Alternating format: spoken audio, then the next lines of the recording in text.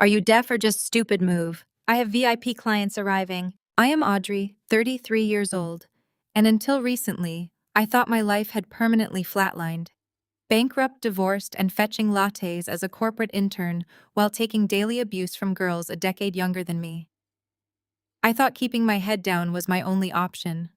But when I stepped between my screaming manager and the bewildered old man she was verbally assaulting in our lobby, I had no idea that a simple silent gesture was about to detonate a $50 million trap. Before I continue this story, let me know where you are watching from in the comments below. Hit like and subscribe if you have ever had to start your life over from scratch while dealing with entitled bosses. Because what this 25-year-old manager did not know was that she just sealed her own professional grave. The lobby of Vanguard Media was designed to intimidate. It was a cavernous expanse of white marble brushed steel and floor-to-ceiling glass windows that let in the glaring morning light of the city. The polished floors mirrored the busy executives rushing past their expensive shoes, clicking in a synchronized rhythm of ambition and power. I felt entirely out of place in my simple, off-the-rack clothing. As an intern, my morning routine consisted of carrying a tray of incredibly specific, overpriced coffee orders for the executive team. I was invisible, blending into the sleek architecture like a piece of drab, 33-year-old furniture. But on this particular Tuesday, the usual hum of corporate productivity was shattered by a shrill, piercing voice echoing across the marble floor. Brittany. My direct manager was standing near the main revolving doors, her face twisted in an ugly sneer. Brittany was 25, the daughter of a major board member, and the absolute embodiment of unearned privilege. She wore a designer suit that cost more than my monthly rent and wielded her authority like a blunt weapon. Standing in front of her, looking utterly lost, was an elderly man. He wore a faded, oversized tweed coat that looked like it had survived a few too many harsh winters. He was holding a worn leather satchel tightly against his chest, his eyes darting frantically around the imposing lobby, clearly overwhelmed and unable to comprehend the barrage of insults being hurled his way. "I need you out of my lobby right now," Brittany shrieked, snapping her manicured fingers inches from the old man's face. "You are loitering, and I have a team of executives from a major healthcare conglomerate arriving any minute. Security." The old man flinched at her aggressive hand gestures, taking a small step backward. He opened his mouth to speak, but only let out a soft, strained sound. He pointed to his ears, then to his mouth, shaking his head. He was completely deaf. Instead of realizing her mistake, Brittany only grew more furious. "Are you deaf or just stupid?" she yelled, stepping closer to him, invading his personal space. I said move. Something inside me snapped. A hot, protective wave of anger washed away my usual instinct to stay quiet. I set the heavy tray of coffees down on the nearest reception desk, not caring when a drop of hot liquid splashed over the rim of an espresso cup. I walked briskly across the lobby, inserting myself directly between the furious manager and the frightened elderly man. "Brittany, stop!" I said, my voice steady and loud enough to catch the attention of several passing employees. "He cannot hear you. You are frightening him." Brittany whipped her head around to face me, her eyes narrowing into dangerous slits. The sheer audacity of an intern correcting her in public made her face flush with a mix of shock and pure rage. She looked me up and down, a slow, cruel smirk spreading across her lips. "Back off, you 33-year-old glorified coffee girl," she sneered, her voice carrying a venomous edge designed to maximize my humiliation. "You are an intern. Act like it. Grab your little tray and go wipe down the break room tables before I decide you are too old and useless to even fetch my dry cleaning." The words hit their mark, a precise strike at every insecurity I had been battling for the past year. At 33, I was painfully aware of my status. I was starting from absolute zero, carrying the heavy baggage of a life that had completely fallen apart. Every single day was a battle to prove I belonged in a building full of fresh-faced graduates, but I refused to give her the satisfaction of seeing me crumble. I did not argue. I did not try to explain myself or engage with her childish insults. I simply turned my back to Brittany, completely ignoring her authority, and focused entirely on the old man standing before me. I raised my hands and began to move my fingers with practiced fluid grace. Using American Sign Language, I looked directly into his eyes and signed, "I am so sorry for her behavior. My name is Audrey. Are you lost? Can I help you find someone?" The old man's entire posture transformed. The fear and confusion melted away from his weathered face, replaced by an expression of profound relief. He let out a long breath and his hands flew up to reply. I watched his fingers move a language of the hands that felt like coming home. I knew American Sign Language not because it was an interesting hobby, but because it had been the language of my survival. I spent the entirety of my late 20s serving as the sole caretaker for my late profoundly deaf mother. While my peers were out building their careers, attending networking events, and climbing the corporate ladder, I was navigating sterile hospital waiting rooms, interpreting complex medical diagnoses into sign language, and fighting aggressive insurance companies. The constant crushing weight of her medical bills had drained my savings account dry. The endless stress and my complete devotion to her care had eventually fractured my marriage beyond repair. When my mother finally passed away, she took my entire world with her. I was left with a mountain of medical debt, a finalized divorce decree, a bankruptcy filing, and a massive 5-year gap in my resume.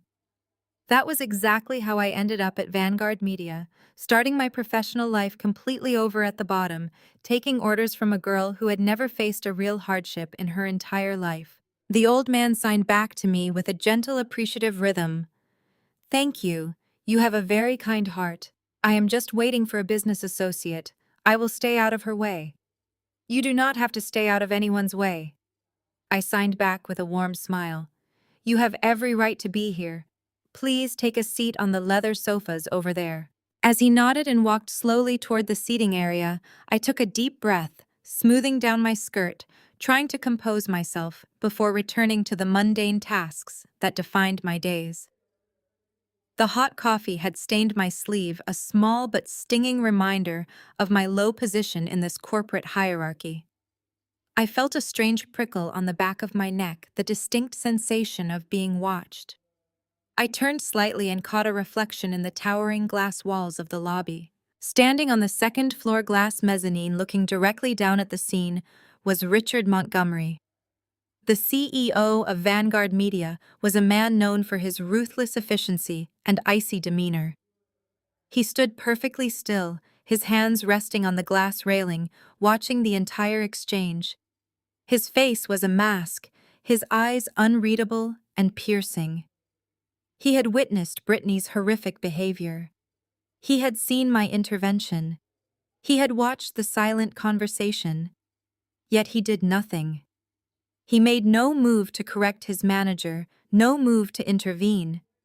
He simply turned and walked back into the shadows of the executive suite, leaving the heavy tension unresolved and hanging in the cold morning air. When the glass doors shut, Brittany's acrylic nails dug into my forearm.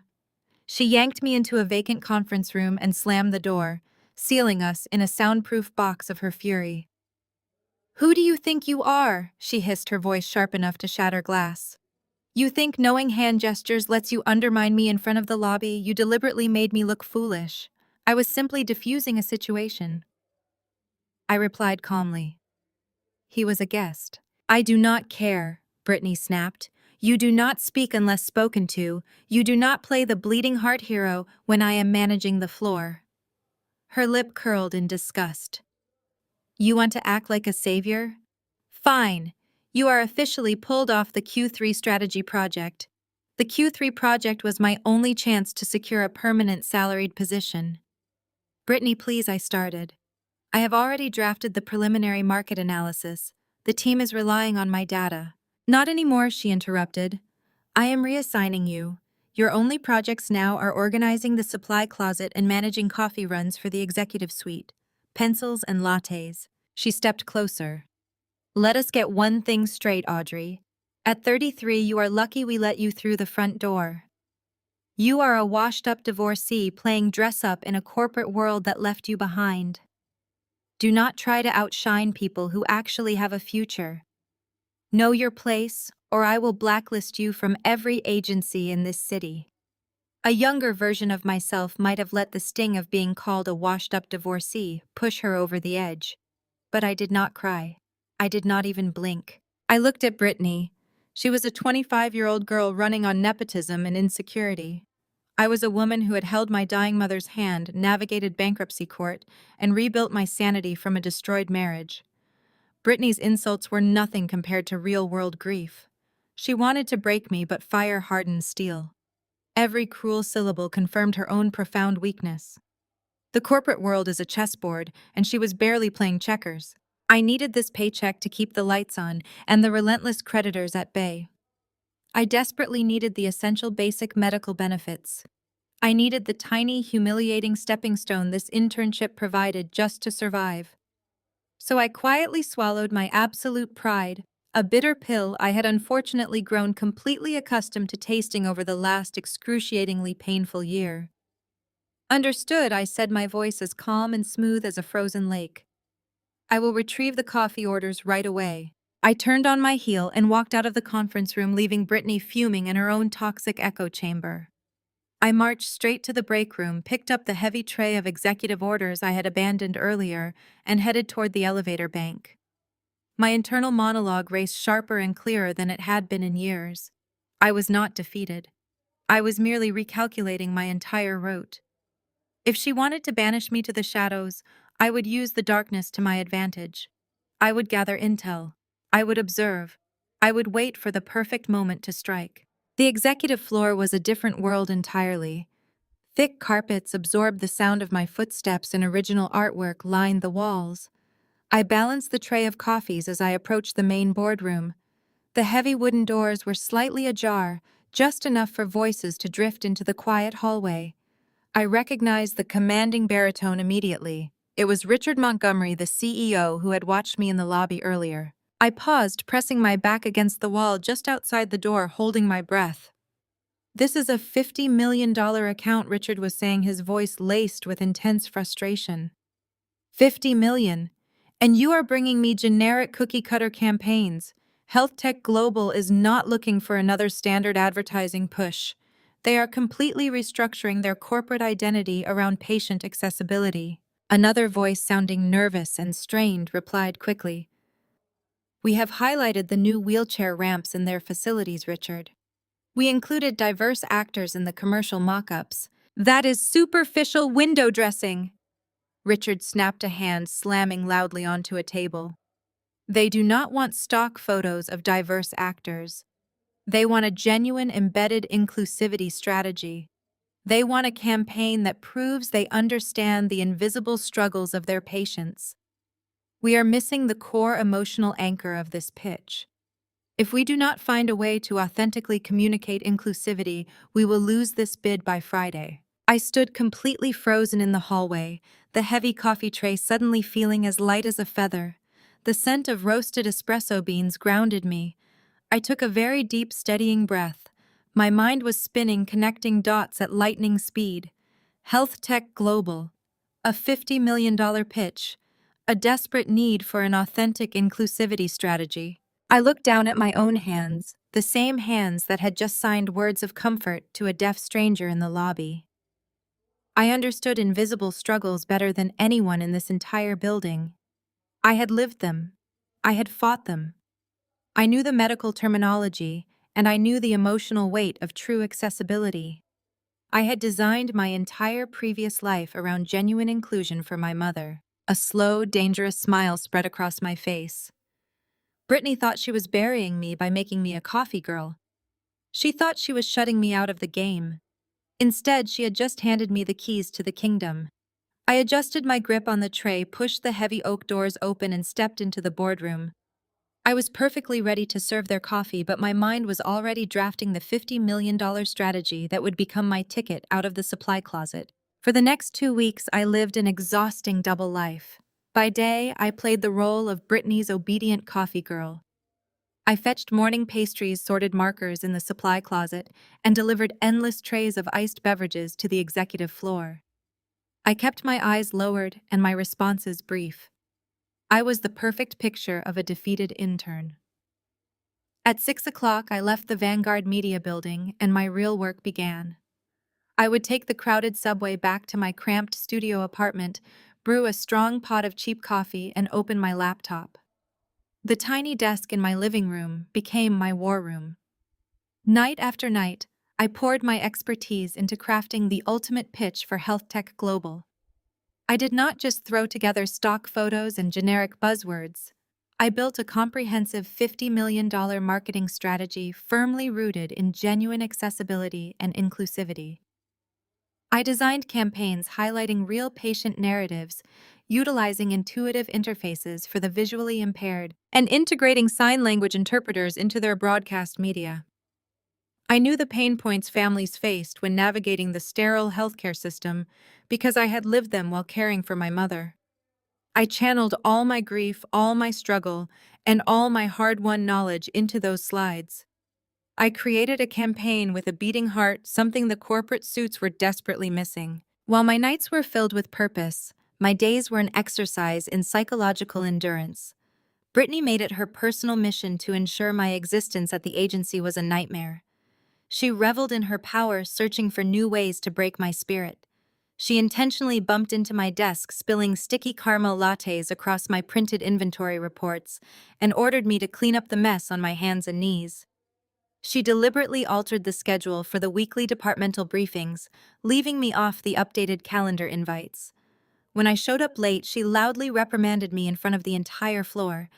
"You really need to write things down, Audrey," she would say, pitching her voice loud enough for the recent graduates to hear. "I know at your age the memory starts to go, but we expect interns to keep up with the fast pace of a modern agency. Maybe 33 is just too old to learn new tricks." The younger staff snickered behind their hands, eager to align themselves with the boss's daughter. I absorbed every single insult, every spilled drink, and every public humiliation with a blank expression. I let Brittany believe she was winning. I let her feel powerful. I knew feeding her massive ego was the first step in my ultimate strategy. I knew Brittany had a fatal flaw. She was lazy, deeply insecure about her complete lack of actual talent, and an unapologetic snooper. She frequently prowled through the shared office network, hunting for ideas she could steal and pass off as her own brilliance to the executive board. She was a predator, looking for an easy kill, and I was about to serve her a poisoned banquet. I transferred my pitch deck to my intern terminal. I worked on the files openly during lunch breaks, saving the document on the supposedly restricted server space. I knew Brittany possessed the managerial override codes to access any intern's drive. However, before I placed the bait on the corporate network, I meticulously rigged the files. I am not just a marketer. I am a detail-oriented professional who knows exactly how digital footprints operate.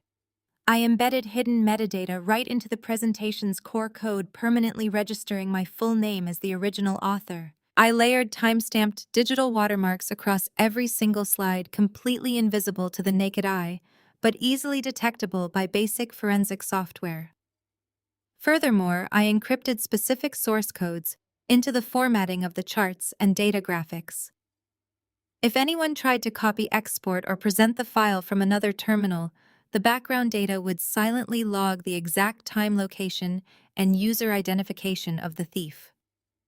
I built a flawless, inescapable digital trap.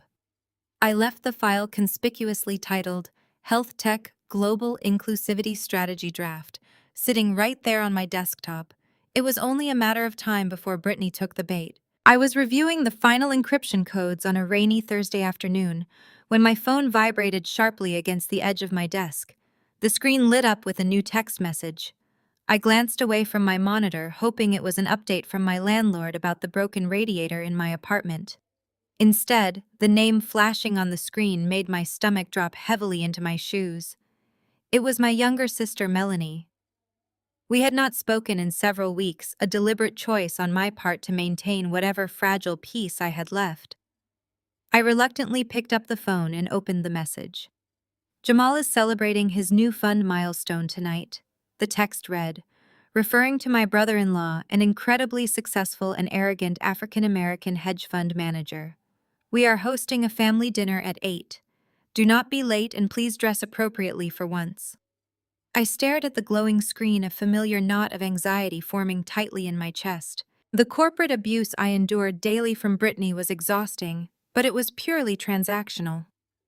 The toxicity of my family, however, was deeply personal and infinitely more destructive. Jamal loved nothing more than parading his wealth and using my current financial ruin as the punchline to his arrogant jokes. Melanie was his eager accomplice, always ready to twist the knife while hiding behind the facade of familial concern.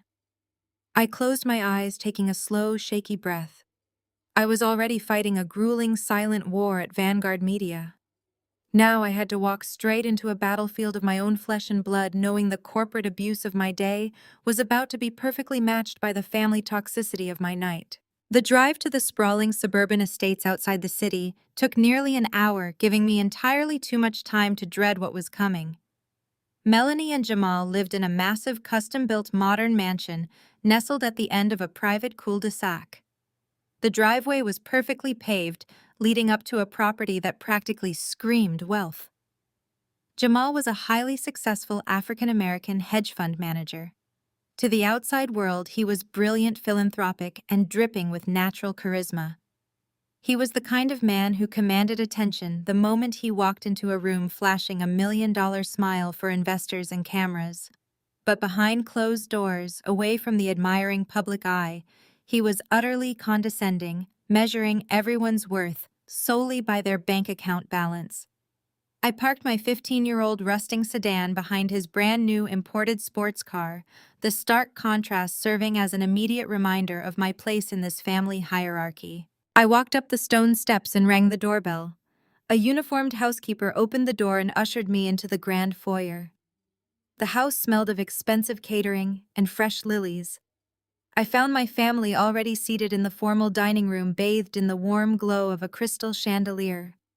My father and my stepmother were positioned on one side of the long mahogany table, while Melanie sat perfectly poised next to Jamal at the head. Nobody stood up to greet me.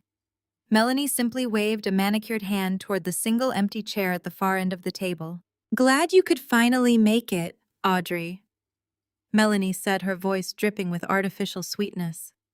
We were just celebrating Jamal's latest acquisition. I took my seat silently, placing my napkin in my lap. The dinner table immediately felt like a psychological battlefield. For the first hour, Jamal held court. He spoke loudly and expansively about his fund securing a massive commercial real estate portfolio, dropping multi-million-dollar figures into the conversation with practiced ease. My father and stepmother hung on his every word, their faces glowing with absolute pride. It was the exact same look of adoration they used to reserve for me before my life fell apart, before I became the family embarrassment. As the housekeeper cleared the main course plates, Jamal reached for a heavy glass bottle. He poured a dark red vintage into his crystal glass, then turned his sharp gaze directly down the table at me. He swirled the wine slowly, a predatory glint in his eye. "So Audrey," Jamal began, his voice projecting across the quiet room. "How exactly is the coffee fetching business these days? It must be incredibly tough taking orders from girls a whole decade younger than you." The sheer brutality of the question hung in the air. Melanie let out a high melodic laugh, completely delighted by her husband's cruelty. She covered her mouth delicately, pretending to hide her amusement, but her eyes sparkled with malice. I kept my face entirely neutral, refusing to give them the reaction they were starving for. I looked at Jamal and simply said, "The coffee is hot and the paycheck's clear. It is honest work." My stepmother let out a heavy, dramatic sigh, shifting her posture to lean across the table. "We are just concerned about you, Audrey," she said, employing her favorite tactic of weaponizing sympathy. "You are 33 years old. You are divorced. You are practically penniless and living in a tiny box in the city. We only point these things out because we love you. It is tough love. You need to wake up and realize your life is going nowhere." My father chimed in, immediately nodding in solemn agreement. "She is absolutely right. Look at your sister. Melanie and Jamal are building a dynasty. They are making moves. Meanwhile, you are working a job designed for college freshmen. It is embarrassing for all of us." You should be using this time to find another husband to support you, not playing career girl at an internship. I gripped the edge of my chair under the table. The gaslighting was breathtaking. They conveniently ignored the fact that the only reason I was penniless was because I had spent the last 3 years single-handedly caring for my late biological mother, navigating her profound deafness and terminal illness all alone. My father had abandoned her years ago for his new wife, leaving me to shoulder the unbearable medical debt that eventually crushed my marriage. They framed their absolute disdain as parental concern, a twisted form of tough love designed solely to elevate their golden child Melanie at my expense. I sat there in silence, taking the verbal beating, just as I took Brittany's abuse at the office. I was a sponge, absorbing their toxic energy, storing it away, letting them believe I was entirely broken. The housekeeper returned, placing plates of intricate chocolate desserts in front of us. But as soon as the kitchen door swung shut, the atmosphere in the room shifted. The mockery and the fake concern instantly vanished. Jamal's relaxed, arrogant posture tightened into something strictly business. The main event was finally beginning. He reached down to the floor beside his chair and lifted a thick, heavy legal folder. He dropped it onto the mahogany table with a loud thud, the sound echoing sharply against the crystal glasses. He placed his hand flat on the manila cover and slid it firmly down the length of the table until it stopped right in front of my plate. I looked down at the folder, then up at Jamal. This was not a family dinner to celebrate his fund. This was a highly coordinated, premeditated business ambush. Jamal leaned forward, intertwining his fingers, his eyes completely devoid of warmth. "We need to talk about real estate, Audrey," he said, his voice dropping into his professional, commanding tone. "Specifically, your 30% share of your late mother's house. Melanie and I want you to sign it over tonight." I stared at the thick manila folder resting against the edge of my dessert plate. The gold-embossed logo of Jamal's hedge fund gleamed under the chandelier light. I did not touch it. Instead, I kept my eyes locked on Jamal. "You currently represent an untenable financial liability to our portfolio," Jamal stated, slipping effortlessly into the aggressive corporate jargon he used to bulldoze his boardroom rivals. "We are executing a massive asset consolidation strategy this quarter. My fund has already acquired the 3 adjacent properties surrounding your mother's old lot. We are preparing to raise the entire block to develop a high-yield commercial complex. The architectural plans are finalized, and the contractors are on standby." He tapped a single manicured finger against the polished mahogany table. "However, your minority 30% stake is acting as a legal bottleneck. You are officially an obstructive holdout. The municipal zoning permits cannot be processed until we have unanimous shareholder consent on that specific parcel of land. You are stalling a multi-million-dollar development project, Audrey." I opened the folder. Inside was a dense, heavily worded transfer of deed contract. Attached to the front with a silver paperclip was a cashier's check made out to my name. I glanced at the amount. $15,000. $15,000, I asked, keeping my voice dangerously level. The land alone in that specific district is worth at least $2 million. My 30% share is worth a minimum of $600,000. You are offering me $15,000 to sign away my only remaining asset. It is a generous buyout considering your current circumstances, Jamal countered smoothly, not showing a single ounce of shame. You are drowning in medical debt. You are an unpaid intern. $15,000 in liquid cash right now is a lifeline for someone in your desperate position. It will clear your immediate arrears and maybe get you out of that depressing studio apartment. Take the deal, Audrey. It is the best you are ever going to get." Before I could even formulate a response to his blatant theft, my father slammed his hand down on the table, rattling the silverware. "Listen to him, Audrey," my father commanded, his face flushing with anger. "Jamal is a financial genius. He knows exactly what he is talking about. He is offering you a clean slate, and you are sitting there arguing about property valuations you do not even understand. You are an intern who could not even keep a marriage together. What do you know about real estate development?" My stepmother nodded vigorously, her jewelry clinking as she leaned forward to join the attack. We are exhausted by your constant drama, Audrey. You have been dragging this family down for years with your poor choices. Jamal and Melanie are trying to build something incredible here. Sign the papers. Stop being a burden to your sister's success. The sheer audacity of their accusations felt like a physical blow to the chest. They were sitting in a multi-million-dollar mansion, drinking $300 wine, and calling me a burden because I refused to let them steal my last remaining link to my biological mother. I looked at the faces surrounding the table. There was no love here. There was no family. There was only a pack of wolves circling a wounded animal waiting for it to finally bleed out. I took a slow, deep breath, forcing my heart rate to steady. I did not raise my voice. I did not let a single tear form in my eyes. I own that 30% share for a very specific reason. I said, my voice completely devoid of emotion. I paused my entire life for 3 years to care for her. When she lost her hearing entirely, I was the one who learned sign language to communicate with her. When the cancer spread, I was the one who bathed her, managed her complex medication schedules, and slept in a hard plastic chair beside her hospital bed. I was the one who translated every single devastating doctor's appointment, while all of you stayed safely tucked away in your beautiful houses, completely ignoring my phone calls for help. Melanie rolled her eyes so hard I thought they might get stuck in the back of her head. She let out a loud, theatrical groan of profound annoyance. "Oh, here we go again?" Melanie sneered, throwing her napkin onto her plate. "Are you ever going to stop playing the victim card? You act like you made some grand noble sacrifice. You just wanted a free place to live because your husband realized what a miserable person you were and kicked you out. Mom felt sorry for you. That is the only reason she gave you a piece of that house. You did not earn it." The rewrite of history was absolute. They had convinced themselves of their own lies so thoroughly that the truth was completely unrecognizable to them.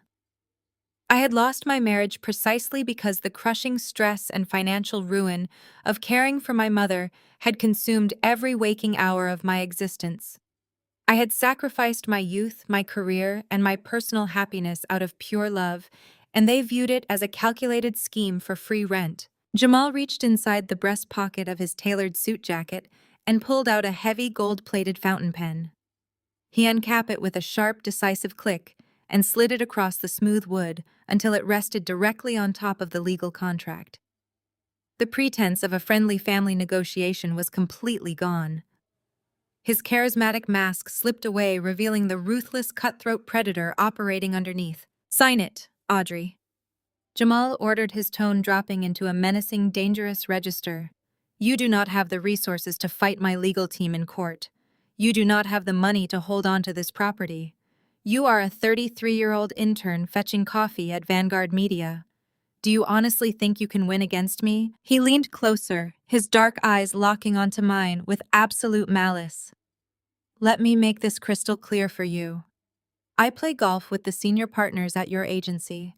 I fund the portfolios that pay their salaries. If you do not sign this contract right now, I promise you I have enough connections in this city to make sure you never move past the intern desk. I will personally ensure that your career is permanently dead before it even begins." I stared at the gold pen resting on the fraudulent contract. I was completely cornered by the very people who should have been protecting me. They had trapped me in their beautiful dining room, stripped away my dignity, and threatened my sole source of income. They expected me to break. They expected the worn-down, exhausted 33-year-old intern to pick up the pen and surrender her last piece of leverage. I looked from the pen to Jamal, then to my sister, and finally to my father, feeling the crushing weight of their collective betrayal settling heavily onto my shoulders. I looked at the gold pen resting on the fraudulent contract. I was completely cornered by the very people who should have been protecting me. They had trapped me in their beautiful dining room, stripped away my dignity, and threatened my sole source of income. They expected me to break.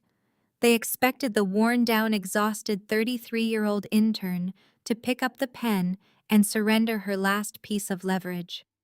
I looked from the pen to Jamal, then to my sister, and finally to my father, feeling the crushing weight of their collective betrayal. For a fraction of a second, The heavy silence in the dining room felt absolute. I looked down at my own hands. These were the hands that had administered medication, the hands that had signed, "I love you" to a dying woman, the hands that were currently being forced to sign away the only tangible memory of her existence. Then something profound shifted inside my chest. The crushing weight did not break me. It crystallized. The paralyzing fear of their rejection evaporated, leaving behind a cold, sharp, and entirely unshakable clarity. I did not raise my voice. I did not shed a single tear. I did not give them the hysterical breakdown they were so desperately waiting to witness and mock. I slowly reached out and picked up the heavy gold-plated fountain pen. Jamal leaned back in his chair, a smug, victorious smirk spreading across his handsome face. He thought he had won. He thought his intimidation tactics had successfully crushed the last ounce of my resistance. My stepmother let out a loud exhale of relief, already reaching for her wineglass to celebrate their successful extortion. But I did not bring the pen down to the signature line. Instead, I carefully placed the cap back onto the gold tip. The sharp click echoed through the silent dining room like a gunshot. I placed my hand flat against the thick manila folder and deliberately slid it all the way back across the polished mahogany table until it hit Jamal's empty dessert plate. I looked him dead in the eye, matching his predatory stare with absolute freezing calm. "My mother's memory is not a real estate portfolio for your hedge fund," I stated, every word falling like a stone. "You cannot buy my grief, and you certainly cannot bully me into handing over the only thing she left me." The answer is absolutely no. The reaction was instantaneous and explosive. The elegant facade of the suburban dinner party disintegrated completely. Melanie sprang up from her chair so fast it nearly tipped over backward. Her perfect manicured composure vanished, replaced by a twisted mask of pure, unadulterated rage. "You are insane!" Melanie screamed, her voice echoing harshly against the high ceilings. "You are nothing but a jealous, bitter dropout. You are deliberately trying to ruin my perfect family because your own life is an absolute catastrophic failure. You want to drag us down into the gutter with you because you cannot stand seeing me succeed where you failed. You are a pathetic, washed-up loser." My father slammed both his fists onto the table, his face turning a deep, volatile shade of red. "How dare you speak to Jamal that way under his own roof?" he bellowed, pointing a trembling finger at my face. "You are throwing away a generous offer out of pure spite. I demand you apologize to your brother-in-law right this second. And sign those papers, Audrey. You will not leave this table until you do." The sheer volume of their screaming washed over me, but it did not penetrate my armor. I felt entirely detached, observing their collective meltdown as if I were watching a poorly acted play. They were not my family. They were just greedy, toxic strangers who happened to share my DNA. I slowly pushed my chair back and stood up to my full height. I ignored my father's demands. I ignored Melanie's vicious insults. I walked calmly toward the grand foyer and retrieved my worn winter coat from the hall closet. Jamal followed me into the hallway, his towering frame blocking the front door. His charismatic mask was entirely gone, exposing the ruthless tyrant underneath. He leaned in close, his voice a dangerous, venomous whisper. "You are making the biggest mistake of your pathetic life, Audrey." Jamal sneered, his breath hot against my face. "I gave you a chance to walk away with something. Now I am going to make sure you lose everything. I will bury you in legal fees until you are living on the street, and I will personally ensure Richard Montgomery fires you by the end of the week. You are dead in this city." I looked up at him, feeling absolutely no fear. "You cannot take away what I no longer care about losing," I replied smoothly. "Go ahead and call Richard. Tell him whatever you want." I stepped around his massive frame, opened the heavy front door, and walked out into the biting cold of the night. The frigid winter air hit my face, but I had never felt more awake or more alive. As I walked down the long, perfectly paved driveway toward my rusting sedan, a massive realization settled over me. My family was entirely dead to me. I had spent my whole life seeking their approval, fearing their rejection, and desperately hoping they would finally love me. But that hope was a chain, and tonight they had handed me the bolt cutters. I was finally free. I had absolutely nothing left to lose. And a woman with nothing to lose, and a brilliant mind is the most incredibly dangerous enemy anyone could ever make. The weekend passed in a blur of focused, relentless preparation. I did not cry over the loss of my family. I used that dark, hollow space inside me to fuel my strategy. When Monday morning arrived, the sun was shining brightly over the Vanguard Media Building, but I walked through those revolving glass doors carrying a blizzard with me. I stepped into the bustling marble lobby, but my posture was entirely different. I did not hunch my shoulders. I did not avert my eyes. I walked with an icy, untouchable demeanor that immediately commanded space. The young executives who usually bumped into me actually stepped aside as I made my way to the elevator bank. The devastating family betrayal had not destroyed me. It had forged me into a weapon. I rode the elevator up to the creative floor, my mind calculating every single move on the board. Brittany thought she was the predator in this office. Jamal thought he was the ultimate power broker in this city. They were both grossly underestimating the intern fetching their coffee. I walked straight to my tiny, cramped desk in the shadows of the bullpen and powered on my terminal. I opened the network server logs with practiced efficiency. I was perfectly calm, perfectly aligned, and absolutely ready to trigger the devastating trap I had set for Brittany. My first move required absolute precision. A digital trap was worthless if the prey never stepped inside the snare. I needed a physical lure, something tangible that Brittany could not possibly ignore. I pulled up the executive summary of my inclusivity in healthcare pitch deck. It was a masterpiece of strategic marketing combining hard data with the deeply human narratives I knew the healthcare conglomerate was desperately seeking. I sent the first 5 pages, including the striking title page, to the main high-resolution photocopier located right outside the executive suites. I timed this perfectly. Brittany always passed that specific copier every morning at exactly 9:45 on her way to get her second iced matcha latte. I walked down the heavily carpeted hallway, retrieved my glossy printed pages, and deliberately left them sitting completely exposed on the output tray. I arranged them so the bold, compelling headline was impossible to miss. Then I retreated into the adjacent employee break room. I poured myself a cup of cheap office coffee, standing perfectly still near the coffee machine. The break room featured a large tinted glass wall that provided a clear mirrored reflection of the hallway and the photocopier. I kept my eyes fixed on the glass, waiting patiently in the silence. Less than 5 minutes later, Brittany came strutting down the hallway. She was complaining loudly on her mobile phone about how useless her creative team was and how she was going to have to pull a miracle out of thin air for the upcoming $50 million pitch. As she marched past the printer, her gaze flicked downward. She stopped dead in her tracks. Through the reflection in the glass, I watched her end her phone call abruptly without even saying goodbye. She stepped closer to the machine, her eyes darting nervously up and down the empty corridor. Brittany picked up my printed mock-up. I watched her read the executive summary, her lips parting slightly in sheer disbelief. She was looking at the exact emotional anchor that CEO Richard Montgomery had demanded. It was the golden ticket she needed to secure her reputation and claim the massive healthcare account. For a brief second, she hesitated, looking around one more time to ensure the hallway was completely deserted. Then, moving with the frantic energy of a thief, she shoved my pages deep into her designer leather portfolio and practically sprinted back toward her private corner office. I took a slow sip of my terrible coffee. She had swallowed the bait entirely. I immediately returned to my small desk in the intern bullpen and opened a hidden monitoring window on my terminal. Knowing Brittany's absolute lack of technical sophistication, I had previously set up an automated alert system linked to my personal employee drive. I put on my headset, pretending to transcribe an audio file while my eyes remained glued to the lower right corner of my computer screen. The wait was incredibly short.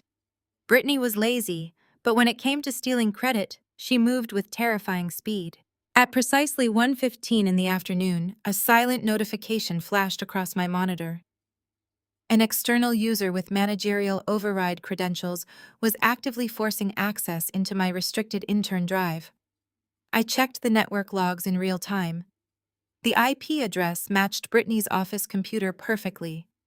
I sat motionless, watching the progress bars pop up on my screen as her terminal initiated a massive data transfer. She was copying the entire master file, pulling all the high-resolution graphics, the patient demographic datasets, and the complete slide deck containing my embedded metadata. But Brittany was not just a thief. She was malicious. She wanted to ensure I could never prove the work belonged to me.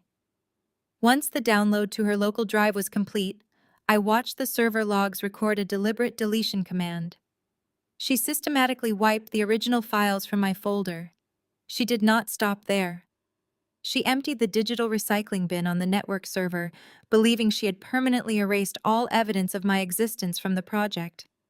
She thought she was committing the perfect corporate crime. She had no idea that her deletion protocol only activated the encrypted tracking software I had buried deep within the presentation code. The theft was officially recorded, time-stamped, and permanently logged in the background server. 30 minutes after the digital heist was complete, the phone on my desk rang sharply. It was Brittany, demanding I come to her office immediately. I stood up, smoothed down my skirt, and walked the length of the floor. When I entered her spacious corner office, Brittany was sitting behind her large desk, looking overwhelmingly pleased with herself. The stolen printed mock-up was sitting right next to her keyboard, barely concealed under a blank legal pad. "Audrey, come in and shut the door," Brittany said, employing a sickeningly sweet fake mentor voice that made my skin crawl. "Listen, the executive team and I are going into absolute lockdown this week. We have to focus entirely on the massive healthcare pitch. The atmosphere upstairs is going to be incredibly intense, and frankly, I do not have the time to hold your hand or find busy work for you." She leaned back in her expensive ergonomic chair, folding her hands together. "I need you to go down to the basement archives for the rest of the week. The accounting department needs a complete inventory of the physical client files from 2018. It is a big job, and I need someone mature down there to handle it. I want you to pack up your desk and report directly to the basement manager. Do not come upstairs for any reason until next Monday. I need you completely out of the way." The strategy was painfully obvious. She was banishing me to the windowless basement to physically isolate me. If I was trapped in the archives, I would have no idea what she was presenting to the executives, and I would not be around to notice my missing files until the $50 million pitch was already over and the credit was entirely hers. I looked at the 25-year-old manager who thought she had just outsmarted me. I absorbed her condescending command without showing a single trace of anger. Instead, I gave her a slow, compliant nod. "I understand completely, Brittany," I said, keeping my voice perfectly flat and obedient. "I will head down to the archives and stay out of your way. Good luck with the big pitch on Friday." Brittany beamed a triumphant, wicked smile, waving her hand dismissively to shoo me out of her office. I turned around and walked out, closing the door softly behind me. As I walked back to my desk to gather my things, a genuine smile finally broke across my face. The physical theft was executed. The digital heist was flawlessly logged. And now she had voluntarily locked herself inside a burning building while handing me the only key. The trap was perfectly set. All I had to do now was wait for the flames. The basement archives were a dusty, fluorescent-lit purgatory. For 2 full days, I sat surrounded by towering stacks of cardboard banker boxes, methodically logging client files from 2018. It was tedious, mind-numbing work designed to crush my spirit, but I found the quiet isolation incredibly peaceful. I was completely removed from the frantic, high-stakes energy of the executive floors above me. But the isolation broke violently on Wednesday morning, exactly 48 hours before the massive $50 million healthcare pitch was scheduled to take place. I was halfway through a box of ancient invoices when the heavy metal door to the archives swung open with a very loud crash. 2 security guards in dark suits stepped into the cramped room. They did not greet me. They did not ask how my morning was going. One of them pointed directly at my chest and told me to step away from the computer terminal and leave my personal belongings on the desk. They informed me that I was being escorted upstairs to the Human Resources Department immediately. As I walked between the two guards, guided to the freight elevator to avoid the main lobby, I noticed the frantic energy vibrating through the building. Assistants were whispering furiously in the hallways. Executives were rushing between glass offices with panicked expressions. The corporate grapevine is remarkably efficient, and the whispers I caught confirmed my suspicions. A sudden, massive crisis had just detonated. Confidential financial data belonging to one of Vanguard Media's minor clients had been leaked directly to a rival advertising agency. It was a severe breach of corporate security. I was marched onto the executive floor and led straight into the main human resources boardroom. Seated on one side of a long, polished oak table were 4 people. 2 senior human resources directors sat with their hands folded over thick manila folders. Next to them sat Brittany, looking perfectly distressed, clutching a tissue in one hand. And sitting at the far end of the table, shrouded in an intimidating silence, was CEO Richard Montgomery. The security guards closed the door behind me, leaving me standing alone on the opposite side of the table. I did not sit down. I kept my posture straight, my chin high, and my expression completely unreadable. Audrey, one of the human resources directors, began his tone heavy with severe corporate disappointment. We are facing an unprecedented breach of client confidentiality. At approximately 2 o'clock yesterday afternoon, a highly sensitive data packet was compressed and emailed to an external server. We have pulled the network security logs. The data leak originated directly from your assigned intern terminal in the main bullpen. I looked at Brittany. She refused to meet my eyes, opting instead to dab at the corners of her eyes with her tissue. The setup was malicious. While she had banished me to the basement archives to keep me away from her stolen presentation, she had logged into my empty desk upstairs, using her managerial override codes. She had intentionally leaked minor client data to create a digital trail pointing at me. She needed a scapegoat to ensure I was fired and thrown out of the building before the big healthcare pitch on Friday. Brittany let out a shaky, dramatic breath, performing the role of a heartbroken mentor flawlessly. She looked at Richard, her voice trembling with manufactured sympathy. I tried to mentor her, Richard, Brittany said, wiping away a fake tear. I really did. I know it is incredibly difficult being an intern at her age, surrounded by people who are younger and more successful. I gave her simple tasks to help her build confidence, but she is clearly bitter about her life circumstances. She resents this company. She tried to sabotage us out of pure spite because she knew she would never secure a permanent position here. It was a masterclass in psychological manipulation. She was using my age, my divorce status, and my financial struggles as the exact motive for corporate espionage. The human resources directors nodded sympathetically at Brittany, buying the narrative of the jealous older woman. The lead human resources director slid a single crisp piece of paper across the polished oak table until it rested in front of me. This is your formal notice of immediate termination, he stated, tapping the paper with his index finger. You are to sign it acknowledging your dismissal for gross misconduct. Furthermore, Vanguard Media is preparing to file a massive civil lawsuit against you for corporate espionage and breach of non-disclosure agreements. If you confess right now and tell us exactly who you sold the data to, we might reconsider involving the federal authorities. The threat was designed to induce absolute panic. They were threatening me with federal prison, permanent financial ruin, and public disgrace. They expected me to break down, to cry, to beg for mercy, to desperately try to explain that I had been framed. But I did not look at the human resources directors. I did not look at Brittany and her fake tears. I looked exclusively at Richard Montgomery. The CEO had not spoken a single word since I entered the room. He sat motionless, his sharp, calculating eyes locked onto my face. He was a predator, observing how the prey reacts when cornered. He was waiting for me to shatter under the immense pressure. He wanted to see if I was truly the bitter, pathetic saboteur Brittany claimed I was, or if there was something entirely different hiding beneath the surface. I let the heavy, suffocating silence stretch out across the room for several agonizing seconds. I looked down at the termination notice resting on the table. The paper represented the complete destruction of my fragile life. It was the final nail in the coffin that my family had started building for me just a few days ago. Then I slowly raised my eyes and met Richard Montgomery's piercing stare with absolute freezing confidence. Instead of reaching out to accept my defeat, I placed my index finger firmly on the edge of the printed termination notice and smoothly pushed it back across the polished oak table. The crisp paper slid until it bumped against the lead human resources director's clasped hands. A collective gasp rippled through the stuffy boardroom. Brittany's fake tears stopped instantly. Her eyes widened in genuine, unadulterated shock at my blatant defiance. Low-level interns did not refuse termination papers.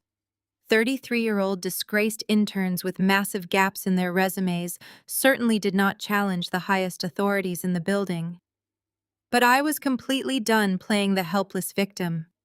I looked directly past the human resources directors, locking my gaze exclusively onto CEO Richard Montgomery. I did not leak the data. I stated, my voice echoing with absolute authority in the quiet room. And firing me 48 hours before the biggest pitch in this company's history would be a fatal mistake. Richard did not flinch, but I saw a very subtle shift in his posture. He leaned forward slightly, resting his elbows on the heavy table. He was suddenly treating me not as a disposable subordinate, but as an intriguing, highly capable adversary. The human resources director tried to interject, blustering loudly about strict corporate policy and undeniable network logs, but Richard silenced him immediately with a single sharp raise of his hand. "Go on," Richard commanded, his deep baritone voice dominating the space. "You claim the data breach originated from my assigned terminal in the fourth-floor bullpen at exactly 2 o'clock yesterday afternoon." I continued, my tone analytical and completely devoid of emotion. However, as my direct manager Brittany can confirm, I was ordered to report to the basement archives on Tuesday morning to conduct a manual inventory of the 2018 client files. I was strictly instructed not to return to the executive floors for the remainder of the week. Brittany shifted uncomfortably in her expensive chair, shooting a nervous, panicked glance at Richard. The human resources director scoffed, adjusting his glasses. "Being assigned to the basement does not prove you stayed there," he argued defensively. "You could have easily sneaked upstairs to execute the data transfer." I smiled faintly, feeling the steel jaws of my trap beginning to close around them. "Vanguard Media uses a highly secure tiered keycard access system," I explained, looking at the human resources director, as if teaching a basic concept to a slow child. "The freight elevator requires a physical badge swipe to operate. The stairwells require a physical badge swipe to re-enter the fourth floor. I highly suggest you pull the access logs for my employee identification badge right now. You will find that I swiped into the basement archives at exactly 8:45 yesterday morning. My badge did not swipe out of the basement, nor did it swipe into any other floor until your security team escorted me up here 20 minutes ago. I was physically locked behind a secure steel door 5 floors below my computer terminal when the security breach occurred." The room went absolutely dead silent. The human resources directors looked at each other in horror. The absolute certainty of their digital evidence was suddenly crumbling against the undeniable reality of physical security logs. Richard's eyes narrowed, his sharp executive mind instantly processing the massive discrepancy. "If you were physically in the basement," Richard said slowly, calculating every word, "then someone else was sitting at your desk." I nodded once, turning my head to look directly at Brittany. Her face had drained of all color, her expensive foundation suddenly looking stark and artificial against her pale, sweating skin. "Exactly," I said softly. "Which brings us to a massive security flaw in the fourth-floor management protocols. Intern terminals lock automatically after 15 minutes of inactivity.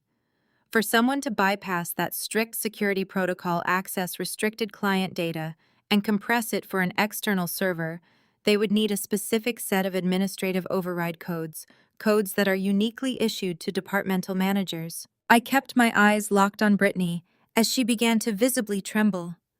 The devastating implications hung heavy in the boardroom air. I did not have to accuse her directly. I just had to lay out the undeniable facts and let the brilliant CEO connect the dots. A senior manager had used their high-level access to frame an intern.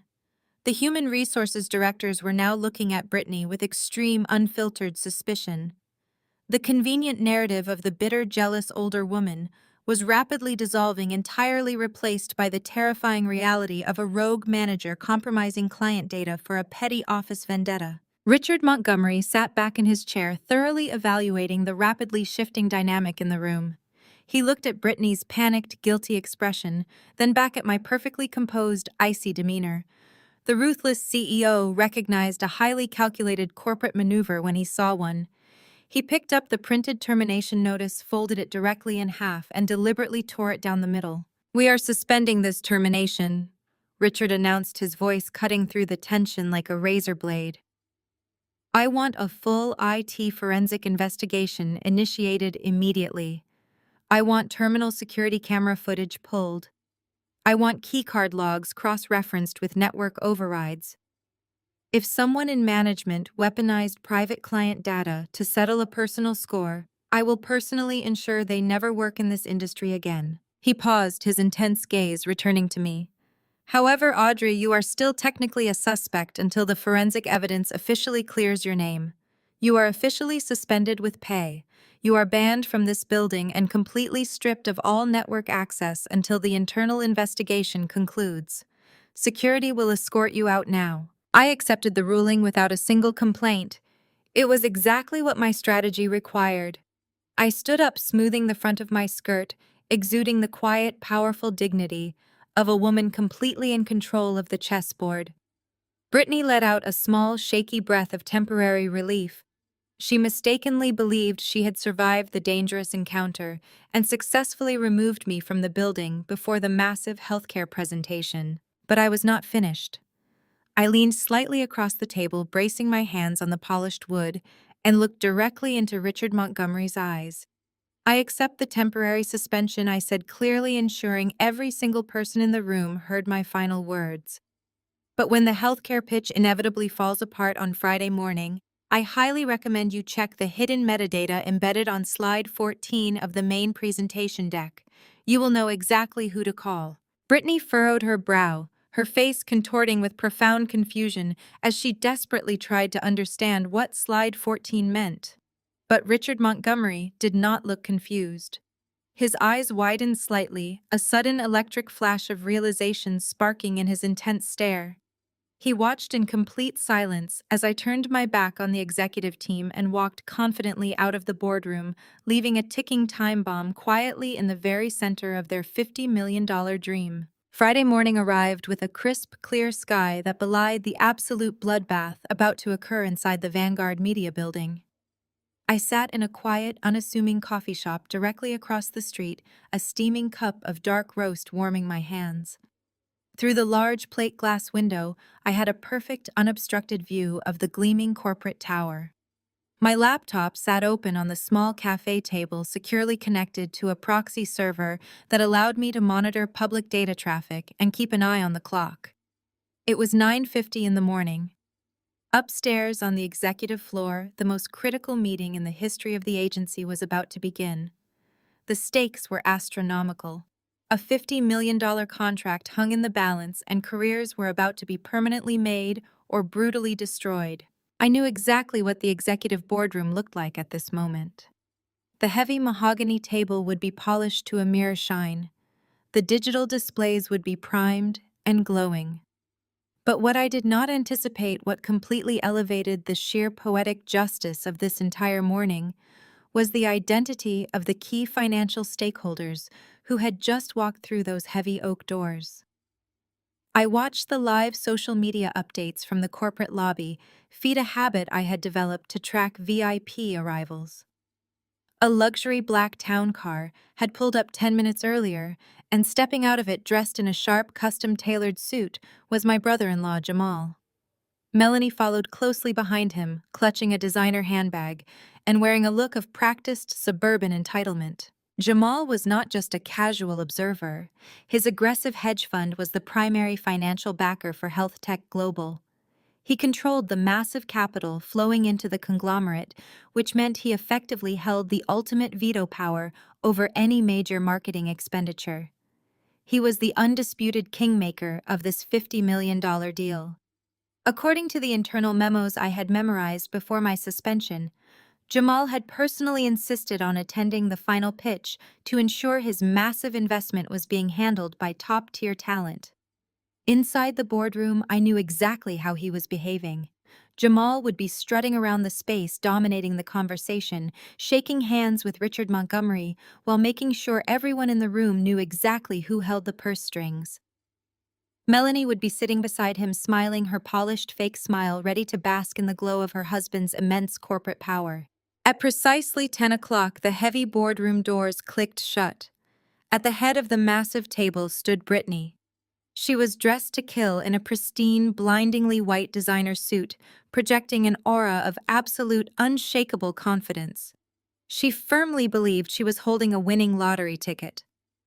The lights dimmed, the projector hummed to life, and the first slide of the Health Tech Global Inclusivity Strategy illuminated the room. It was my title page. The precise color gradients, the carefully selected typography, and the deeply humanizing subtitle were all exactly as I had crafted them in the lonely hours of the night inside my cramped studio apartment. Brittany clicked the presentation remote, completely oblivious to the digital landmines buried deep within the software code. She began to speak, reciting the script I had meticulously structured. She talked about bridging the gap between sterile medical facilities and the deeply vulnerable human experience. She highlighted the invisible struggles of patients navigating chronic illness, using the exact empathetic phrasing I had developed while spending days in hospital waiting rooms with my deaf mother. Brittany delivered the words with practiced superficial polish, entirely lacking the profound emotional depth of the person who had actually lived those experiences. But the raw power of the strategy itself was undeniable. The data sets were flawless. The demographic targeting was unprecedented in its accuracy. It was a revolutionary approach to healthcare marketing that instantly commanded the room. Across the table, Jamal leaned forward, his arrogant posture melting into an expression of genuine captivated interest. He was a ruthless predator when it came to numbers, and he instantly recognized a highly lucrative, groundbreaking campaign when he saw one. He began nodding along with Brittany's stolen words, a wide, appreciative smile spreading across his face. He actually interrupted her twice to praise what he called her youthful genius and visionary market disruption. He believed he was listening to a corporate prodigy who was going to multiply his investment tenfold. Every time Brittany clicked to a new slide showcasing a brilliant new community outreach initiative or an innovative accessibility interface, Jamal's eyes lit up with sheer greed. Beside him, Melanie watched the presentation with rapt attention. She nodded enthusiastically, completely unaware that she was vigorously applauding the profound intellect of the older sister she had viciously mocked and tried to extort just a few nights prior. Melanie was marveling at the strategic genius displayed on the large screen, entirely ignorant that the very mind she had called a catastrophic failure was currently orchestrating the entire spectacle from a coffee shop across the street. The beautiful irony was thick enough to cut with a knife. Brittany soaked up the glowing reactions like a parched sponge. She saw Jamal's approving nods and heard his vocal praises. She saw the executives at Vanguard Media exchanging impressed, relieved glances. She fed off their validation, her confidence inflating to dangerous, reckless levels. She truly believed she had pulled off the ultimate corporate heist without leaving a single trace. She was standing at the podium basking in the stolen glory of a 33-year-old intern, feeling like the undisputed queen of the advertising world. She was eating up the praise, completely blind, deaf, and oblivious to the catastrophic digital trap she was currently standing right on top of, waiting for the floor to drop out from beneath her designer heels. Brittany raised her presentation clicker, pointing it toward the massive digital screen with a practiced theatrical flourish. She was moving into the grand finale, the final sweeping crescendo of the inclusivity campaign, meant to seal the $50 million contract. She projected her voice across the polished mahogany table, locking eyes with the executives, her face glowing with the unearned triumph of a successful thief. She took a deep breath, ready to deliver the final emotional hook I had spent weeks refining in the solitary confinement of my studio apartment. but the perfectly rehearsed words never left her lips. The heavy oak doors of the executive boardroom swung open with a resounding, thunderous crash. The heavy brass handles slammed against the interior walls, the sound echoing like a gunshot through the sudden, absolute silence of the room. Every single head around the massive table snapped toward the entrance. The confident, buzzing energy of the $50 million pitch instantly evaporated, replaced by a dense, suffocating tension. Nobody moved. Nobody breathed. Stepping through the doorway was a man who immediately commanded the entire space. He was elderly, with sharp, intelligent eyes and a posture carved from pure authority. But he was no longer wearing the faded, oversized tweed coat from the Vanguard media lobby. He was dressed in a pristine charcoal gray bespoke suit that radiated immense wealth and untouchable power. His silver hair was impeccably groomed, and his expression was a mask of cold, calculating judgment. He was flanked by two professional, sharp-eyed assistants who moved in perfect synchronicity with his steps. It was Mr. Harrison, the bewildered, disheveled deaf man from the lobby, the very same man Brittany had publicly humiliated, screamed at, and called stupid in front of the entire ground floor staff. At the far end of the table, the reaction was instantaneous and physically jarring.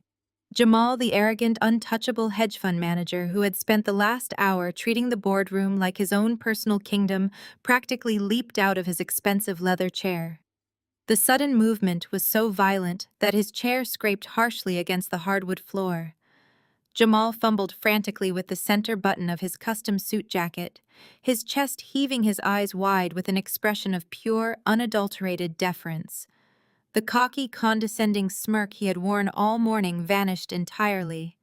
In its place was the desperate, subservient look of a man who suddenly realized he was standing in the presence of an apex predator. Melanie looked up at her husband in sheer confusion, unable to comprehend why the most arrogant man she knew was suddenly acting like a terrified subordinate. She had no idea who the elderly man was, but Jamal knew exactly who had just interrupted their meeting. Mr. Harrison was not just an interested observer. He was the reigning chairman and majority shareholder of Health Tech Global. He was the undisputed architect of the $50 million contract they were pitching, and the man who single-handedly controlled the financial destiny of Jamal's heavily leveraged hedge fund. At the front of the room, Brittany turned slowly toward the doorway. The sleek designer confidence melted off her face in a matter of seconds.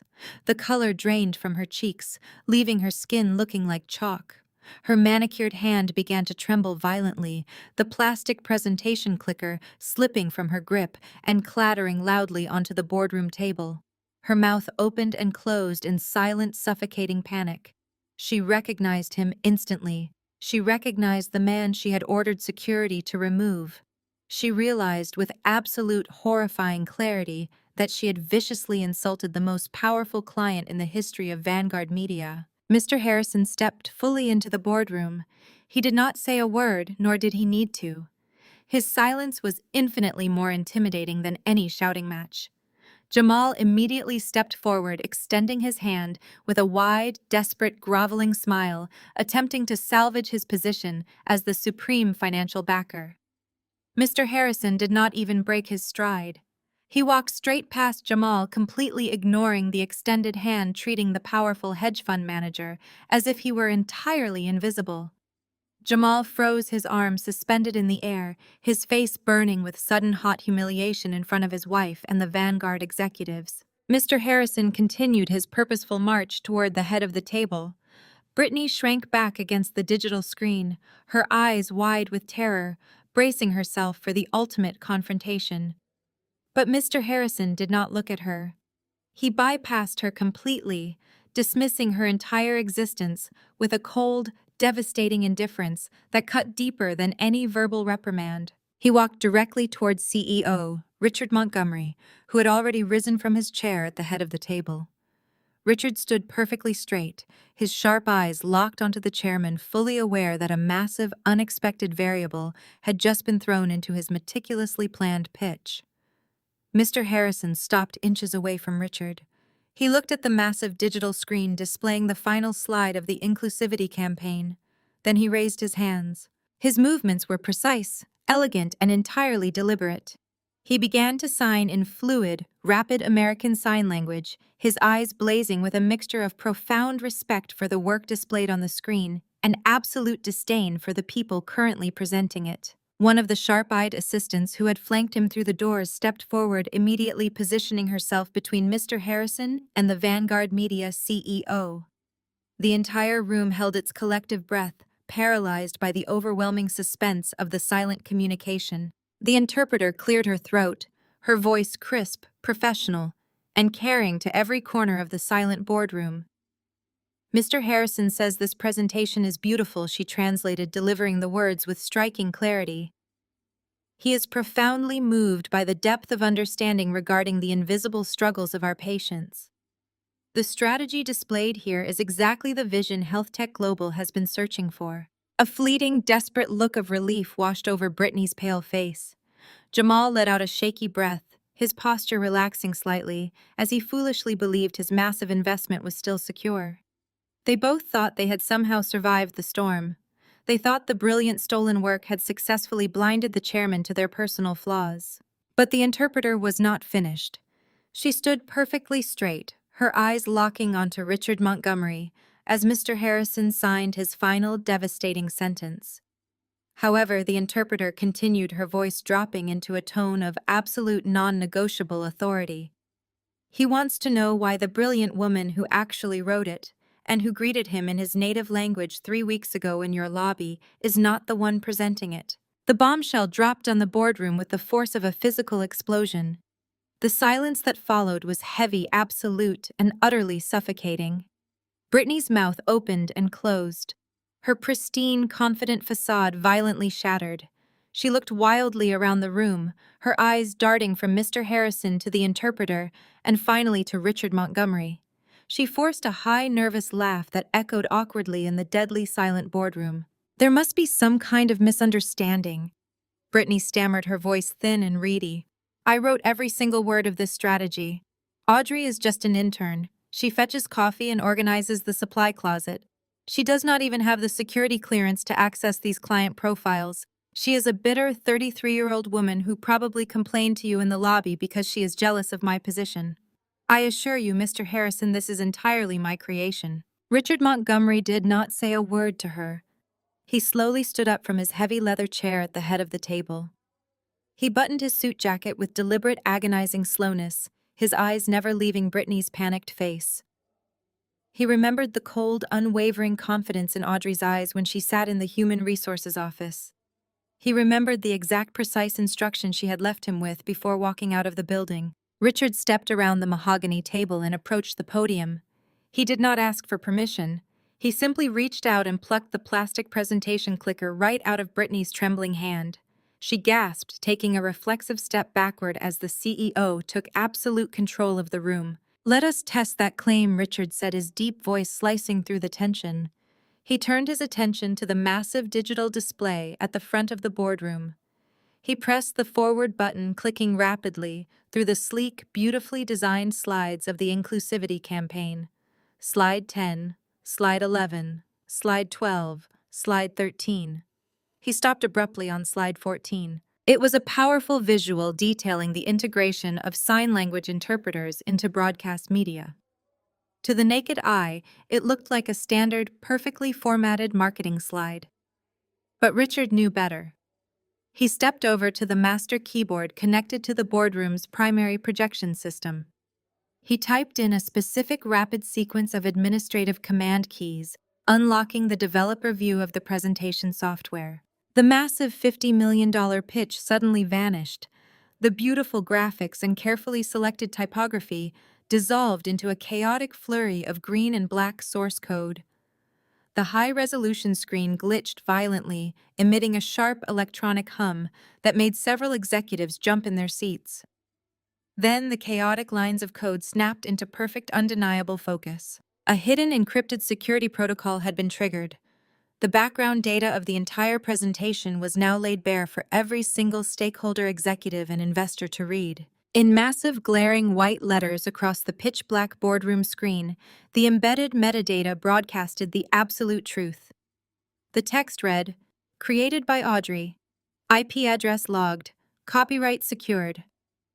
Below the massive header, a rolling timestamp displayed the exact minutes and hours Audrey had spent building the files late at night from her remote studio terminal. But the digital trap was even more devastating than a simple name tag. The code actively displayed the exact moment the file had been stolen. The screen showed Brittany's specific managerial override credentials, accessing the hidden files, dragging them onto her local drive, and attempting to permanently delete the originals. Every single keystroke of Brittany's corporate theft was documented, highlighted, and projected onto a 100-inch display in front of the most powerful people in the healthcare industry. Brittany let out a choked, horrified sob. She stumbled backward, her designer heels catching on the edge of the podium mat. She tried to cover her face with her hands, desperately hiding from the glaring, undeniable proof of her profound lack of talent and her malicious thievery. Richard Montgomery turned away from the screen and looked at Brittany with a level of disgust that could freeze boiling water. He did not raise his voice. He did not need to. If stealing the intellectual property of a subordinate was your only offense, you would simply be fired, Richard stated, his tone merciless. But you decided to play a much more dangerous game. You attempted to weaponize this agency's security protocols to cover your tracks. He looked around the massive oak table, addressing the entire room of stunned executives and investors. Furthermore, Richard announced dropping the second catastrophic bomb. IT forensics concluded their investigation late last night. We traced the minor client data leak that occurred on Wednesday. The internal security cameras and network override logs proved definitively that Brittany used her managerial access to bypass the fourth-floor security systems. She intentionally emailed confidential client data to a competitor in a pathetic, desperate attempt to frame Audrey for corporate espionage. The collective intake of breath around the boardroom was audible. Framing an intern for a data breach was not just a fireable offense. It was a severe criminal act. Brittany had crossed the line from a lazy, entitled manager into a corporate saboteur facing severe legal consequences. You compromised the integrity of Vanguard Media. Richard continued, his eyes drilling into Brittany's sobbing form. You jeopardized a $50 million contract because you were too incompetent to do your own job and too malicious to let someone else succeed. You are finished. The entire boardroom was completely paralyzed. Nobody dared to speak. The sheer magnitude of the revelation pinned everyone to their leather chairs. But the most profound, devastating reaction was not coming from the Vanguard Media executives. It was coming from the far end of the mahogany table. Jamal sat entirely frozen. His expensive pen had slipped from his fingers and rolled onto the floor, but he did not notice. His jaw was literally hanging open. His dark, arrogant eyes darted frantically from the massive screen, displaying Audrey's name to Mr. Harrison, and finally to the empty air in front of him. His mind was violently short-circuiting as the catastrophic reality crashed down upon him. The brilliant visionary marketing campaign he had just spent the last hour praising, the revolutionary strategy he was betting his entire heavily leveraged hedge fund on, was completely created by Audrey. The same Audrey he had mocked over a $300 bottle of wine. The same Audrey he had called a washed-up, penniless coffee fetcher. The same Audrey he had viciously cornered in his dining room, threatening to destroy her entire career if she did not sign over her only inheritance for pennies on the dollar. He had just tried to extort the absolute genius who held the key to his financial survival. Beside him, Melanie looked like all the oxygen had been violently sucked out of her lungs. Her perfect practice smile was gone, replaced by a mask of sheer, unadulterated terror. She gripped the edge of the table, her knuckles turning bone white. She looked visibly nauseous, swaying slightly in her chair as if she were about to faint right there in the boardroom. The sister she had spent her entire life stepping on the woman she had dismissed as a pathetic loser was the mastermind behind the most lucrative deal in her husband's career. Brittany finally collapsed into a nearby chair, burying her face in her arms and bursting into loud, hysterical tears. She wailed about the pressure about her father on the board, but her cries fell on completely deaf ears. The trap Audrey had meticulously built in the quiet isolation of her tiny apartment had sprung with flawless, absolute perfection. The house of cards had completely crumbled, leaving a breathtaking silence in its wake. Richard Montgomery reached into his suit jacket and pulled out his mobile phone. He dialed a restricted number he had secured from Human Resources earlier that morning. Down in the coffee shop across the street, my phone began to vibrate against the wooden table.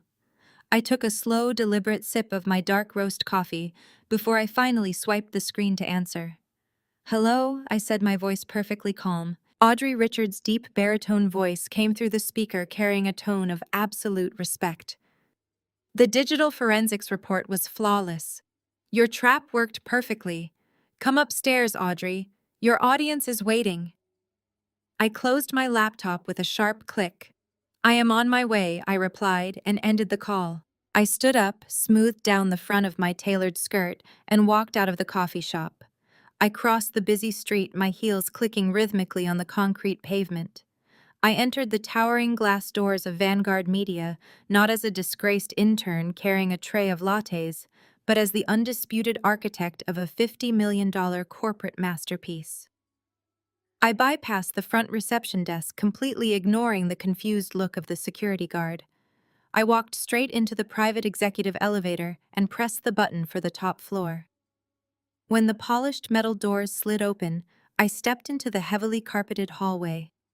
I walked toward the main boardroom with the devastating, untouchable confidence of a woman who had survived absolute hell, navigated personal bankruptcy, endured toxic family abuse, and systematically outsmarted every single person who had tried to bury her alive. I pushed the heavy oak doors open and stepped into the room.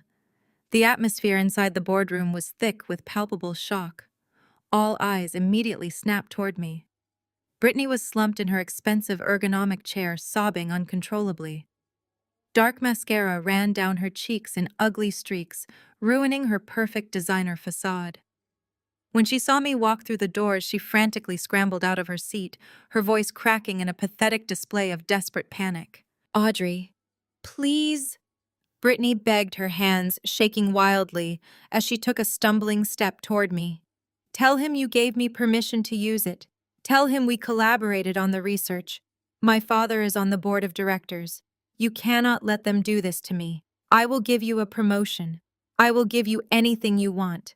Just please say we were working as a team." I did not even look at her. I simply walked right past her, as if she were a broken, insignificant piece of furniture. She had built her entire career on stepping on people she deemed beneath her, and now she was experiencing the terrifying reality of gravity. Richard Montgomery did not tolerate the pathetic display for another second. He signaled to the two burly security guards who had already entered the room during the chaos. "Remove her!" Richard ordered, his voice devoid of any mercy or hesitation. "Clean out her office and escort her off the premises immediately. If she resists or causes any further disruption, call the police and press charges for corporate theft." Brittany wailed loudly, pleading for her job, pleading for another chance as the guards firmly grabbed her arms. The elite executives and high-powered investors watched in stunned, absolute silence as the arrogant 25-year-old manager was physically dragged out of the executive boardroom. Her frantic cries echoed down the long hallway, growing fainter and fainter until the heavy oak doors clicked shut behind her, sealing her fate completely. I stepped up to the wooden podium, taking the exact spot Brittany had occupied just moments before. I looked out at the sea of powerful faces gathered around the massive mahogany table. My eyes bypassed the Vanguard executives entirely and locked directly onto the most important person in the room. I raised my hands, my movements graceful, deliberate, and perfectly confident. I looked right at Mr. Harrison and signed a fluent, deeply respectful greeting in American Sign Language. "It is a profound honor to formally present this strategy to you, Mr. Harrison." I signed, making sure my facial expressions conveyed the genuine empathy and understanding that my presentation required. "Thank you for your immense patience today." Mr. Harrison's stern, calculating mask melted instantly. A warm, brilliant, completely genuine smile spread across his weathered face. He nodded his head in profound approval, acknowledging me not as a lowly intern or a coffee fetcher, but as a brilliant equal who truly understood his vision. Then I slowly turned my head, and looked directly down the length of the long table. My gaze locked onto Jamal and Melanie. They were both sitting completely rigid in their chairs. Jamal's dark skin looked ashen, his usual swagger entirely erased by sheer unadulterated terror. Melanie looked like she was struggling to draw breath, her eyes wide with horrified realization. I let my eyes bore into them, my expression cold as solid ice. I did not blink. I let them fully realize that the 33-year-old woman they had viciously mocked, the sister they had called a failure, the relative they had cornered in their dining room to extort, was now holding absolute power over their entire financial future. The tables had completely turned, leaving absolutely nowhere left for them to hide. I held their terrified gaze just long enough to watch the utter despair settle deep into their bones. I did not need a presentation clicker. I did not need to reference a single index card or a cheat sheet. I knew every piece of complex demographic data, every financial projection, and every emotional narrative because I had built them all from scratch in the dark while everyone else was sleeping. I took a slow breath, commanded the completely silent room, and flawlessly delivered the rest of the $50 million presentation entirely from memory, securing my ultimate victory and leaving them completely speechless. As the final syllable of my presentation hung in the air, a profound, heavy silence blanketed the executive boardroom. It was not the tense, suffocating quiet of a looming disaster, but the reverent, absolute stillness that follows a genuine masterpiece. For 5 long seconds, nobody dared to breathe or break the spell. The massive digital screen behind me glowed with the undeniable proof of my hard work and Brittany's ultimate failure. Then, CEO Richard Montgomery did something I doubt anyone in that room had ever witnessed before. He slowly raised his hands and began to clap. The rhythmic, commanding sound of his applause broke the dam. Instantly, the entire boardroom erupted. Seasoned advertising executives and cynical healthcare investors rose from their heavy leather chairs, filling the expansive space with a thunderous, genuine standing ovation. I stood at the wooden podium, letting the overwhelming wave of validation wash over me. I looked at Richard. The icy, calculating demeanor of the ruthless CEO had completely melted away, replaced by an expression of profound, unfiltered professional awe. He was looking at me as a highly valuable asset, a woman who had just salvaged his agency's reputation and secured their financial future. But the most significant reaction did not come from my own corporate leadership. At the far end of the long mahogany table, Mr. Harrison slowly stood up to his full height. The chairman of HealthTech Global ignored the surrounding applause completely. He looked directly at me, his eyes shining with profound emotion, and began to sign with rapid, passionate intensity. His hands moved with a fierce, decisive energy that immediately silenced the clapping executives around him. The entire room fell quiet once again, all eyes shifting from the signing chairman to the professional interpreter standing dutifully at his side. She cleared her throat, ensuring her voice would project with the exact gravity Mr. Harrison's gestures demanded. Mr. Harrison says he has listened to advertising pitches for 40 years. The interpreter translated her tone, ringing with absolute authority. He says every single agency in this city has tried to sell him empty buzzwords and hollow promises. But today he finally heard someone speak the absolute truth about patient dignity. He says your strategy is not just a marketing campaign. It is a fundamental shift in how the medical industry must operate. The interpreter paused, watching Mr. Harrison execute a final sharp series of hand gestures before turning back to face Richard Montgomery. The conglomerate will sign the $50 million contract with Vanguard Media today, she announced, delivering the ultimate mandate. The capital is fully approved and ready for immediate transfer. However, Mr. Harrison has one strict, non-negotiable condition. The contract will only be signed if Audrey is immediately promoted to Executive Project Director with absolute unchecked autonomy over the entire account. She will report to no one but the chairman himself. The sheer magnitude of the chairman's ultimatum sent a visible shockwave through the room. Senior vice presidents who had spent a decade clawing their way up the corporate ladder stared in open-mouthed disbelief. In the span of a single hour, a 33-year-old intern had just mandated her own meteoric rise to the very top of the agency pyramid. Richard Montgomery did not hesitate for a fraction of a second. He knew a golden opportunity when it was handed to him on a silver platter. He strode confidently across the room, stopping directly in front of the podium. He extended his hand toward me, his grip firm and resolute. "You have yourself a deal, Audrey." Richard stated, his voice ringing with absolute certainty. "Welcome to the executive team. Your new office will be prepared by Monday morning, and Human Resources will draft your new compensation package by the end of the day." I shook his hand, matching his firm grip with my own. The reality of the moment settled deep into my bones. I had leaped across the massive corporate chasm in a single, perfectly calculated bound. I was no longer the invisible woman fetching coffee or organizing the basement archives. I was now one of the most powerful, untouchable directors in the entire Vanguard Media building. As Richard stepped away to coordinate the immediate contract signing with the healthcare executives, the formal structure of the meeting dissolved into a chaotic, buzzing flurry of networking and congratulations. People who had ignored my existence just yesterday were now clamoring for my attention.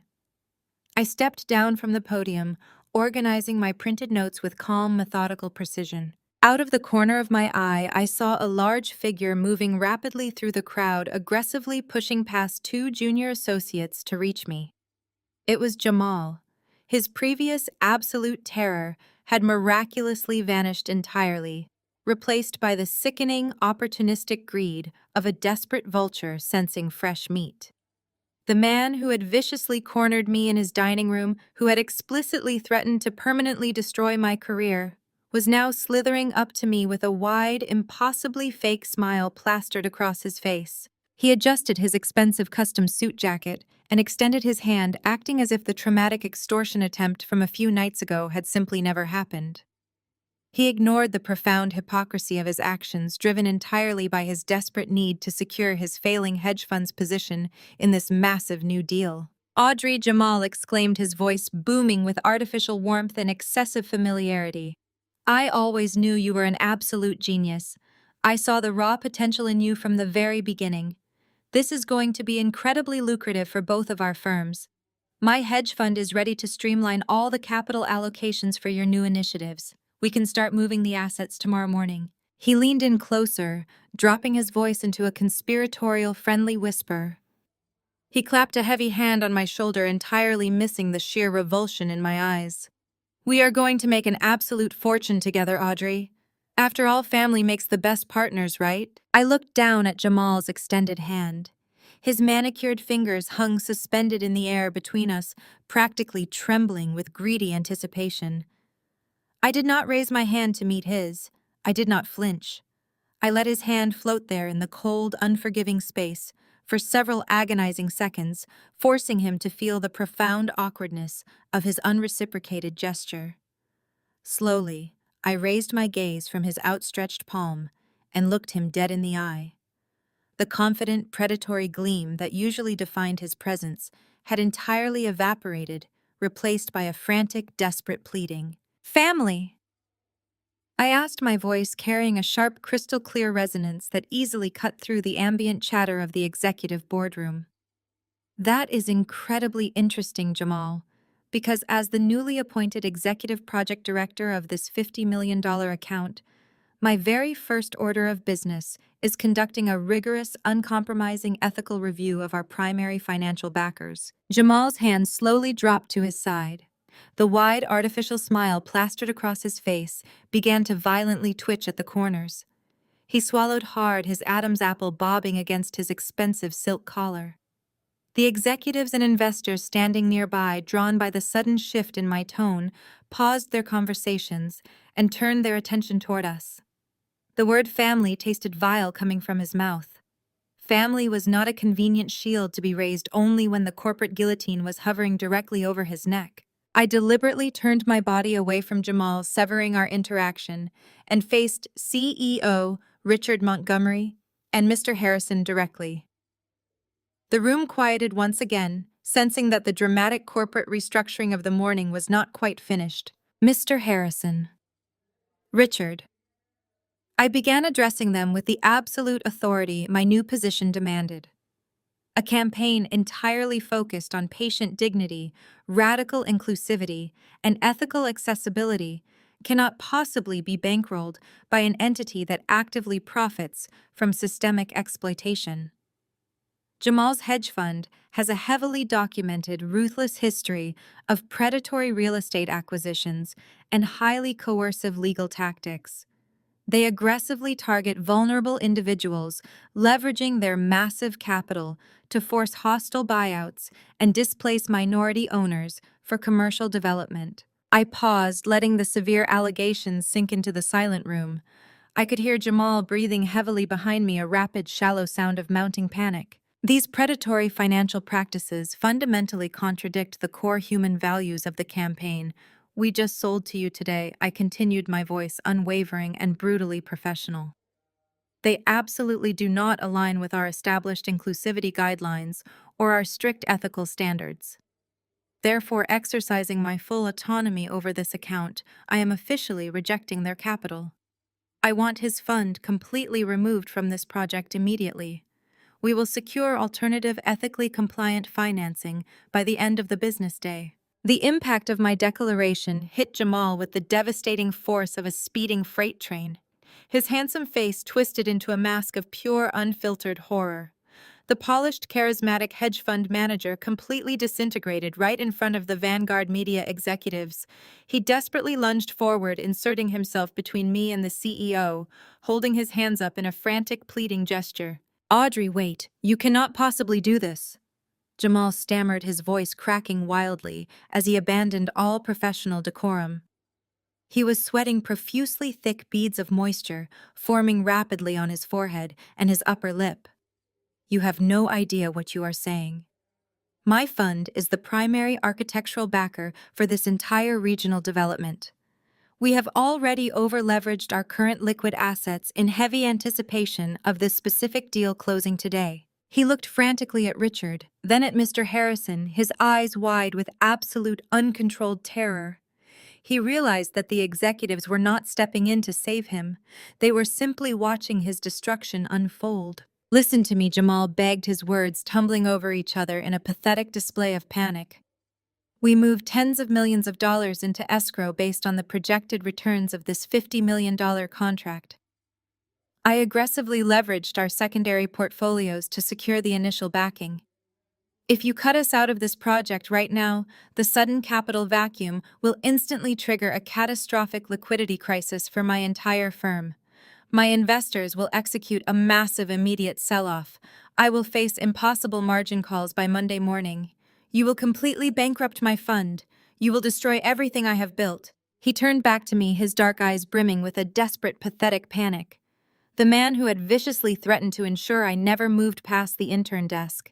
The man who had gleefully offered me $15,000 for a property worth millions was now literally begging for his financial life in the middle of a corporate boardroom. Audrey, please! Jamal pleaded, his voice dropping into a frantic whisper meant only for me. Family protects family. We can negotiate this. I will give you whatever percentage you want. Just please do not pull the plug on my firm. I stood perfectly still, absorbing his sheer desperation without a single ounce of pity. I looked at the man who had tried to extort my dead mother's memory, and I felt nothing but cold, clinical satisfaction. He had built his entire empire on predatory leverage and intimidation, and now he was being crushed under the immense weight of his own reckless greed. I did not offer him a compromise. I did not offer him a lifeline. I simply looked past him, turning my attention back to the chairman of Health Tech Global. Mr. Harrison had watched the entire rapid exchange with sharp, calculating eyes. He understood the complex financial mechanics of Jamal's impending ruin, and he understood the profound ethical line I had just drawn in the sand. He looked at Jamal's sweating, panicked face, then looked at my calm, unshakable demeanor. The chairman did not consult his advisors. He did not ask for a secondary financial review.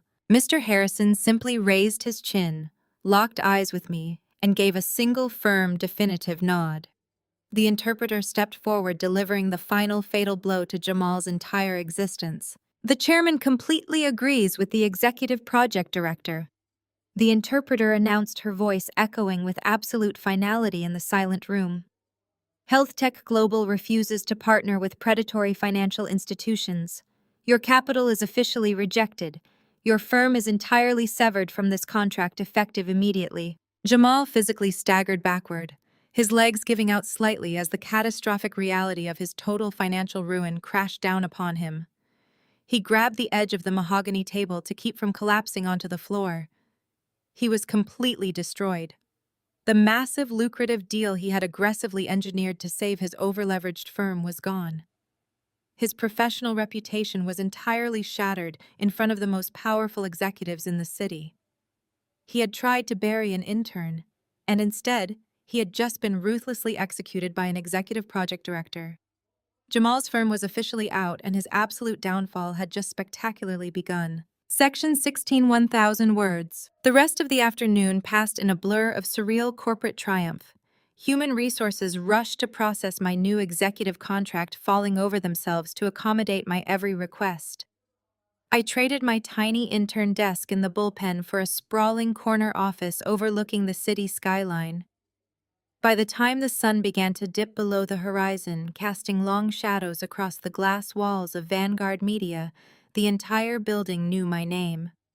I packed my small worn tote bag, turned off my new monitor, and took the private executive elevator down to the subterranean parking garage.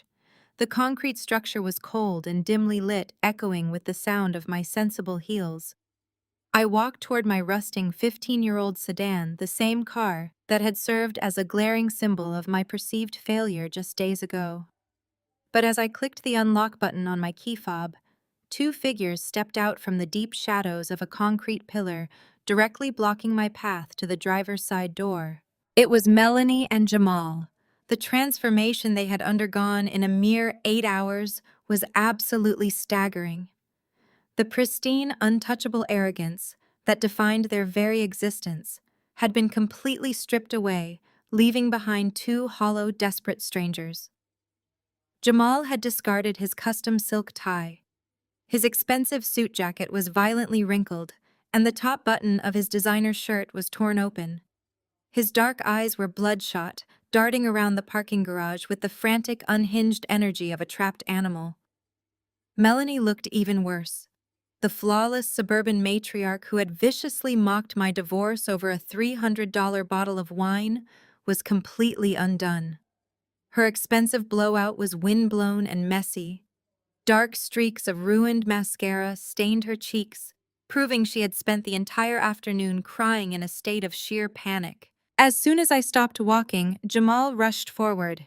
He did not possess a single ounce of his usual commanding swagger. He was sweating profusely in the freezing concrete garage, rubbing his trembling hands together in a pathetic display of submission. He closed the distance between us, stopping just outside my personal space, his chest heaving with ragged, desperate breaths. "Audrey, please," Jamal begged, his voice cracking into a high, hysterical pitch that echoed off the cement walls. "You have to listen to me." I spent the entire afternoon fighting with my board of directors. The news of Vanguard rejecting my capital leaked to the financial sector before I even made it back to my office. My investors are executing emergency withdrawals. The margin calls are already flooding in. Our entire real estate portfolio was leveraged against the guaranteed returns from this exact healthcare initiative. You are going to completely bankrupt me. We could lose the house. We could lose the cars, the savings. We could lose everything. You have to go back upstairs and tell Richard Montgomery you made a mistake. You have to tell them you were acting emotionally and that my fund is ethically compliant. You have to fix this right now. Before I could even process the sheer audacity of his request, Melanie threw herself forward. She grabbed the sleeve of my winter coat, her perfectly manicured fingers digging frantically into the cheap fabric. The woman who had proudly called me a pathetic, washed-up loser was now sobbing hysterically, using the exact same emotional manipulation tactics she had mercilessly accused me of utilizing. "How can you do this to your own sister?" Melanie cried, her voice a shrill, piercing shriek of absolute hypocrisy. How can you destroy your own family like this? We are blood, Audrey. We grew up together. You cannot just stand there and watch us lose our home, our livelihood, our entire future. You have to save us. You are my big sister. You are supposed to protect me when things get difficult. You cannot let your own flesh and blood end up on the street out of pure jealousy. Our parents are going to be absolutely devastated when they find out what you did to us. You have to be the bigger person here and forgive whatever small disagreements we had in the past. I stood perfectly still in the dimly lit parking garage. I did not pull my arm away from Melanie's desperate grasp. I did not take a step back from Jamal's frantic, sweating face. I simply looked at the two people who just weeks ago had aggressively ambushed me in their luxurious dining room. I looked at the man who had slid a fraudulent contract across a mahogany table offering me pennies while plotting to steal my only inheritance from my late deaf mother. I looked at the sister who had gleefully rolled her eyes at my profound grief and laughed at my financial ruin. The profound cosmic irony of the entire situation washed over me in a glorious invisible wave. They had completely cornered me when I was a 33-year-old intern, utterly convinced I was a weak, vulnerable target they could easily exploit for quick profit. They had mocked my age, my failed marriage, and my desperate financial situation without a single ounce of empathy. Now they were cornered in a freezing concrete basement, begging that exact same woman to grant them the profound mercy they had so viciously denied her. The raw satisfaction swelling inside my chest was absolutely immense, an incredibly potent rush of pure, unadulterated vindication. I watched the frantic sweat drip down Jamal's forehead. I watched the ruined mascara stain Melanie's cheeks. But I did not smile. I did not gloat. I did not raise my voice or hurl their cruel insults back in their faces. I remained brutally, terrifyingly professional. The silence stretched between us thick, oppressive, and heavy with their impending doom. I let them hear the pathetic echo of their own desperate, hypocritical words bouncing against the quiet garage walls.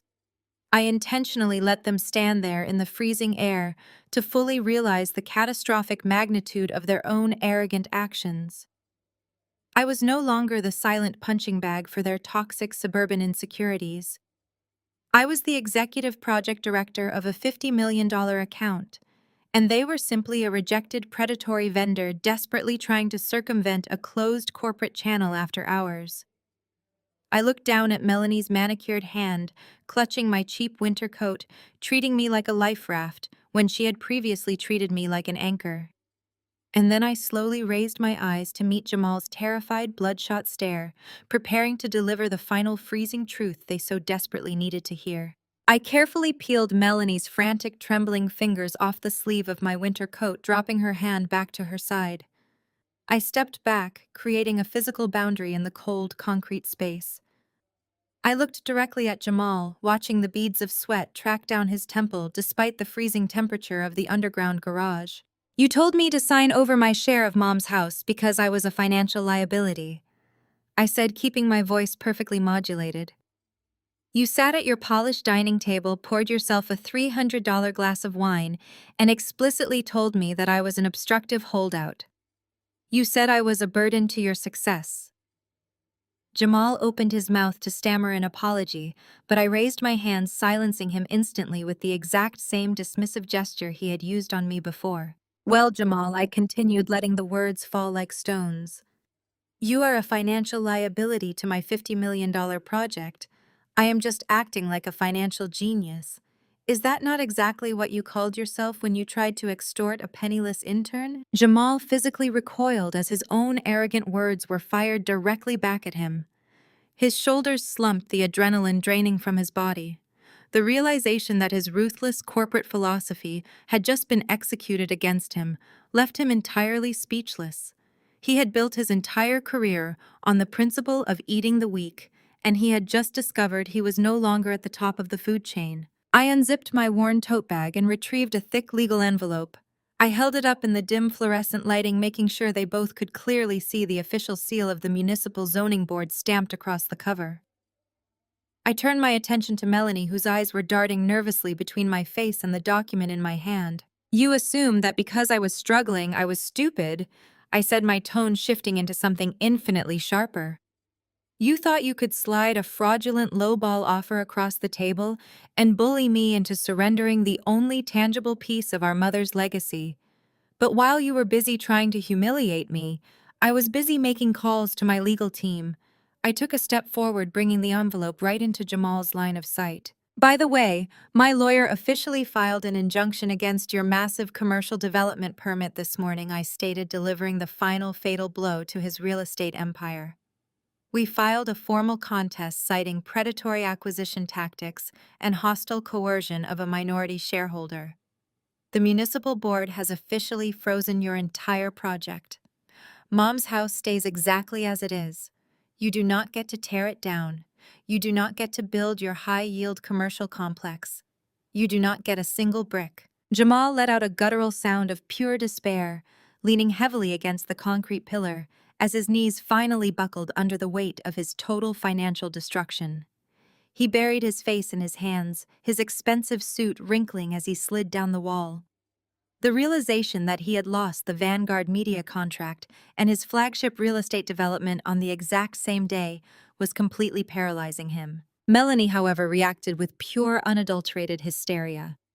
Her face contorted into an ugly, furious mask. She lunged forward, stopping just inches from me, her fists clenched at her sides. "You are a monster!" Melanie screamed, her voice echoing wildly through the empty parking garage, completely abandoning her polished suburban persona. "You are a cold, vindictive, heartless monster. How can you sleep at night knowing you just destroyed your own family? We gave you everything.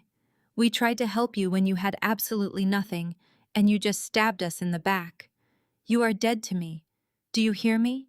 You are completely dead to me." I stood perfectly still, letting her vicious, hypocritical accusations wash over me without absorbing a single drop of their poison. I had spent my entire life internalizing her toxic cruelty, believing that I was the broken one, the failure, the constant disappointment. But standing here now, looking at the hysterical, malicious woman throwing a temper tantrum in a parking garage, I realized I had outgrown them entirely. They were small, greedy, and utterly pathetic. I calmly turned around, pressed the button on my key fob, and pulled the handle of my car door. The interior light illuminated the worn fabric seats, a stark contrast to the massive corporate power I now wielded. I looked over the roof of the car at Melanie. Her face was red, her chest heaving with rage. "I am not a monster, Melanie," I said, my voice steady, serene, and ringing with absolute finality. "I am just a 33-year-old woman who finally learned how to take out the trash." I slid into the driver's seat, the leather steering wheel feeling solid and grounding beneath my hands. I rolled down the window just enough to deliver my final instruction to the people who used to be my family. "Do not ever contact me again," I said, locking my eyes with hers one last time. "Lose my number. Forget my address. If either of you ever tries to approach me, my office, or my property again, I will have security remove you, and I will file for a restraining order. We are done." I rolled up the window, cutting off whatever hysterical response Melanie was preparing to scream. I turned the ignition key. The old engine roared to life, a steady, reliable hum in the freezing air. I shifted the car into drive, released the brake, and pressed the accelerator. I did not look back in the rearview mirror. I drove my rusting sedan up the concrete ramp, leaving Jamal and Melanie standing completely alone in the cold, dark shadows of the underground parking garage, surrounded entirely by the devastating wreckage of their own arrogant choices. The drive back to my tiny studio apartment that night was the quietest, most peaceful commute of my entire life. The heavy, suffocating anxiety that had weighed on my chest for years was completely gone, replaced by the crisp, undeniable reality of absolute freedom. When Monday morning arrived, I did not walk into Vanguard Media as a disposable intern. I walked onto the executive floor as the undisputed leader of the $50 million health tech global account. The corporate cleanup began immediately, and I executed it with the precision of a surgeon. My first official act as executive project director was ordering a comprehensive department-wide review of our creative operations. The toxic, nepotistic culture that Brittany had cultivated was systematically dismantled within my first week. I did not just remove her lazy sycophants. I completely restructured our entire hiring protocol. I needed a team that reflected the genuine, authentic inclusivity we were promising to our biggest client. I actively recruited diverse, incredibly talented individuals who had been previously overlooked, dismissed, or marginalized by the traditional elitist corporate machinery. I hired brilliant designers who intimately understood accessibility because they navigated it in their own daily lives. I brought in sharp, hungry strategists who valued authentic human connection over shallow, meaningless buzzwords. Vanguard Media underwent a massive, sweeping transformation. The executive boardroom, which had once been a place of ruthless intimidation and petty office politics, quickly became a hub of genuine, dynamic innovation. We implemented real, actionable, inclusive policies that completely changed how the agency operated from the ground up. I thrived in the high-pressure environment, pouring all my hard-won resilience and strategic intellect into leading my new team. We were not just building a marketing campaign. We were setting a completely new gold standard for the entire advertising industry. In the corporate world, industry news travels faster than light, and the financial sector is notoriously ruthless to those who fall from grace. I did not have to go looking for information about Jamal. The corporate grapevines delivered his absolute destruction straight to my office. During a casual lunch meeting with a senior banking executive, I learned exactly how catastrophic my boardroom veto had been for my former brother-in-law. The moment Vanguard Media officially rejected his capital, his carefully constructed financial house of cards collapsed entirely. Jamal had aggressively over-leveraged his secondary portfolios to secure the health tech global deal. When that massive $50 million anchor vanished, it triggered an immediate, devastating liquidity crisis within his firm. The institutional investors panicked. They executed a massive, highly publicized withdrawal of their funds, effectively bleeding his hedge fund dry in a matter of days. He faced impossible margin calls that he simply could not cover. The fallout was swift and incredibly brutal. The board of directors held an emergency meeting and formally ousted Jamal as the managing partner. He was stripped of his equity, locked out of his corner office, and publicly disgraced in the financial press. The arrogant, untouchable kingmaker who had threatened to destroy my career was now completely blacklisted from the industry, forever branded as a toxic, high-risk liability. He had flown too close to the sun, fueled entirely by his own predatory greed, and I had simply provided the spark that burned his wings away. The sheer poetic justice of his downfall was a masterclass in corporate karma. The financial devastation naturally bled directly into their personal lives. Without the massive inflated income from the hedge fund, Melanie and Jamal could no longer maintain their facade of pristine suburban royalty. I heard through the inescapable web of mutual acquaintances that they were forced to severely downsize.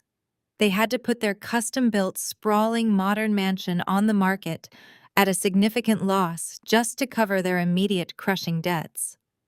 The imported sports cars were repossessed, the country club memberships were revoked. Melanie, who had spent her entire adult life viciously looking down on people who struggled, was suddenly experiencing the terrifying reality of financial ruin. The golden child was finally learning what it felt like to tumble into the gutter she had always accused me of inhabiting. Then came the inevitable, desperately predictable phone calls. As news of my meteoric rise at Vanguard Media spread, my biological parents suddenly experienced a miraculous change of heart. I had moved out of my cramped studio and purchased a beautiful, secure penthouse apartment overlooking the city, officially becoming the wealthy, highly successful daughter they had always demanded. My phone began to ring.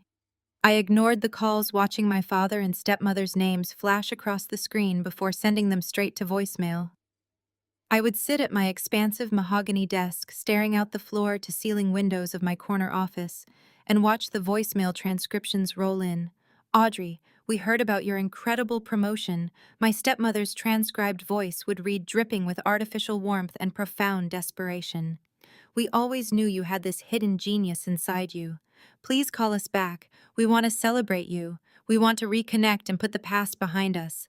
Family is everything. They were scrambling, terrified that they had backed the wrong horse and completely alienated their only financially viable relative. They wanted to rewrite history again to pretend the brutal extortion attempt in Jamal's dining room had never happened. They wanted access to my newfound wealth and success. I did not feel angry when I read those pathetic transcripts. I did not feel a single ounce of obligation.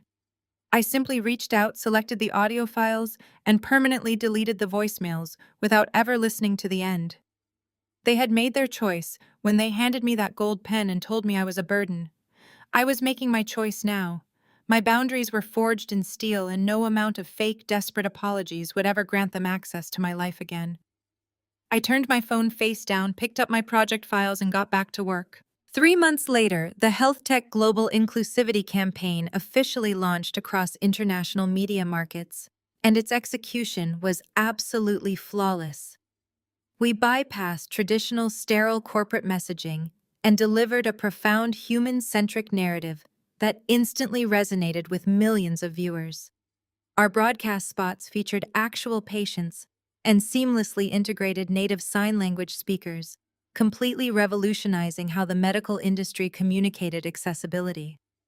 The public response was overwhelmingly positive, driving a massive surge in patient engagement and cementing Vanguard Media as an unparalleled leader in ethical marketing strategies. I spent my days managing an incredibly talented team operating from my expansive corner office, where the floor-to-ceiling windows offered a sweeping, unhindered view of the bustling city below. I had transformed the space to reflect my new reality, filling it with vibrant plants and a large, custom mahogany desk that anchored the room with quiet, undeniable authority. On a quiet Tuesday afternoon, my executive assistant buzzed my intercom to announce a highly anticipated guest. The heavy glass door to my office opened, and Mr. Harrison walked in. The chairman of Health Tech Global was not flanked by his usual entourage of sharp-eyed legal interpreters or anxious corporate vice presidents today. He arrived simply as a man paying a visit to a trusted colleague. He wore a perfectly tailored navy suit, his silver hair catching the afternoon light pouring through my windows. I immediately stood up from my desk, walking across the plush carpet to greet him. There was no need for spoken words, no need for the formal, rigid translations that usually dictated high-level corporate meetings. We bypassed the spoken language, entirely settling into the comfortable leather chairs positioned near the window and seamlessly transitioning into American Sign Language. "It is wonderful to see you, Audrey." Mr. Harrison signed his movements possessing a gentle, rhythmic grace that commanded absolute respect. "The board of directors is entirely thrilled with the campaign rollout. You have exceeded our highest expectations."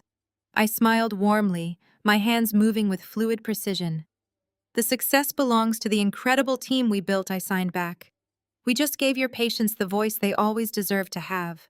Mr. Harrison leaned back in his leather chair, steepling his fingers together as he studied me with a profound, knowing expression. He had watched my meteoric rise from a disgraced coffee-fetching intern to a highly respected executive director with quiet satisfaction. He knew exactly what it took to survive the brutal corporate machinery. "You know, Audrey," Mr. Harrison signed, his eyes locking onto mine with piercing clarity, "I knew Brittany did not write that $50 million pitch the very second I read the executive summary." I raised an eyebrow, genuinely surprised by his admission. "You did not need the digital metadata to prove it," I asked, my hands moving in quick, curious gestures. Mr. Harrison shook his head slowly, a faint, wise smile touching the corners of his mouth. "The digital trap you built was a brilliant stroke of corporate strategy." He signed, his gestures sharp and deliberate. "It gave Richard Montgomery the undeniable proof he needed to fire her. But I did not need a timestamp to know the truth. I knew the author's identity because the presentation had a soul." He paused, letting the silent words hang heavily in the quiet atmosphere of my sunlit office. He looked out the window for a brief moment before turning his intense, respectful gaze back to me. That presentation understood the profound, crushing isolation of navigating a world built for the hearing and the healthy. Mr. Harrison signed his movements carrying a heavy emotional weight. It understood the deep, invisible barriers that vulnerable people face every single day. A lazy, arrogant 25-year-old manager who screams at elderly strangers in a lobby could never write something with that level of profound empathy. The words on those slides were written by someone who intimately knew the pain of being ignored. They were written by the exact same woman who stopped to help a lost, deaf old man in a busy corporate lobby when everyone else treated him like a nuisance. Mr. Harrison leaned forward, delivering his final, devastatingly true observation. Talent can be easily faked in this industry, Audrey. People can steal data, they can copy graphics, and they can memorize buzzwords. But true character cannot be faked. Your character is what built that campaign, and your character is exactly why I handed you the keys to my company. I sat perfectly still in my leather chair, completely paralyzed by the sheer magnitude of his silent words. My hands rested in my lap, suddenly feeling incredibly heavy. For the first time since my life had violently fallen apart years ago, the tight defensive knot coiled deep inside my chest completely unraveled. A profound, overwhelming wave of absolute peace washed over me, starting from the top of my head and settling deeply into my bones. I thought about the dark, agonizing years I had spent caring for my profoundly deaf mother as she slowly succumbed to terminal illness. I thought about the crushing, relentless medical debt, the isolating hospital visits, and the quiet, desperate nights where I felt completely abandoned by my father and my sister. I had spent so long viewing that period of my life as a catastrophic detour. I had viewed it as a massive, shameful gap on my resume that had destroyed my marriage and forced me to start over at 33. But sitting across from the billionaire chairman who was now communicating with me in the exact same language I had used to comfort my dying mother, the absolute truth finally crystallized in my mind. Those grueling years were not a waste of time. They were not a black hole of failure. They were the precise, vital experiences that had furnished me with the profound empathy, the unique skills, and the unbreakable character I needed to seize my ultimate triumph. Every single tear, every skipped meal, and every moment of crushing isolation had meticulously prepared me for that specific boardroom confrontation.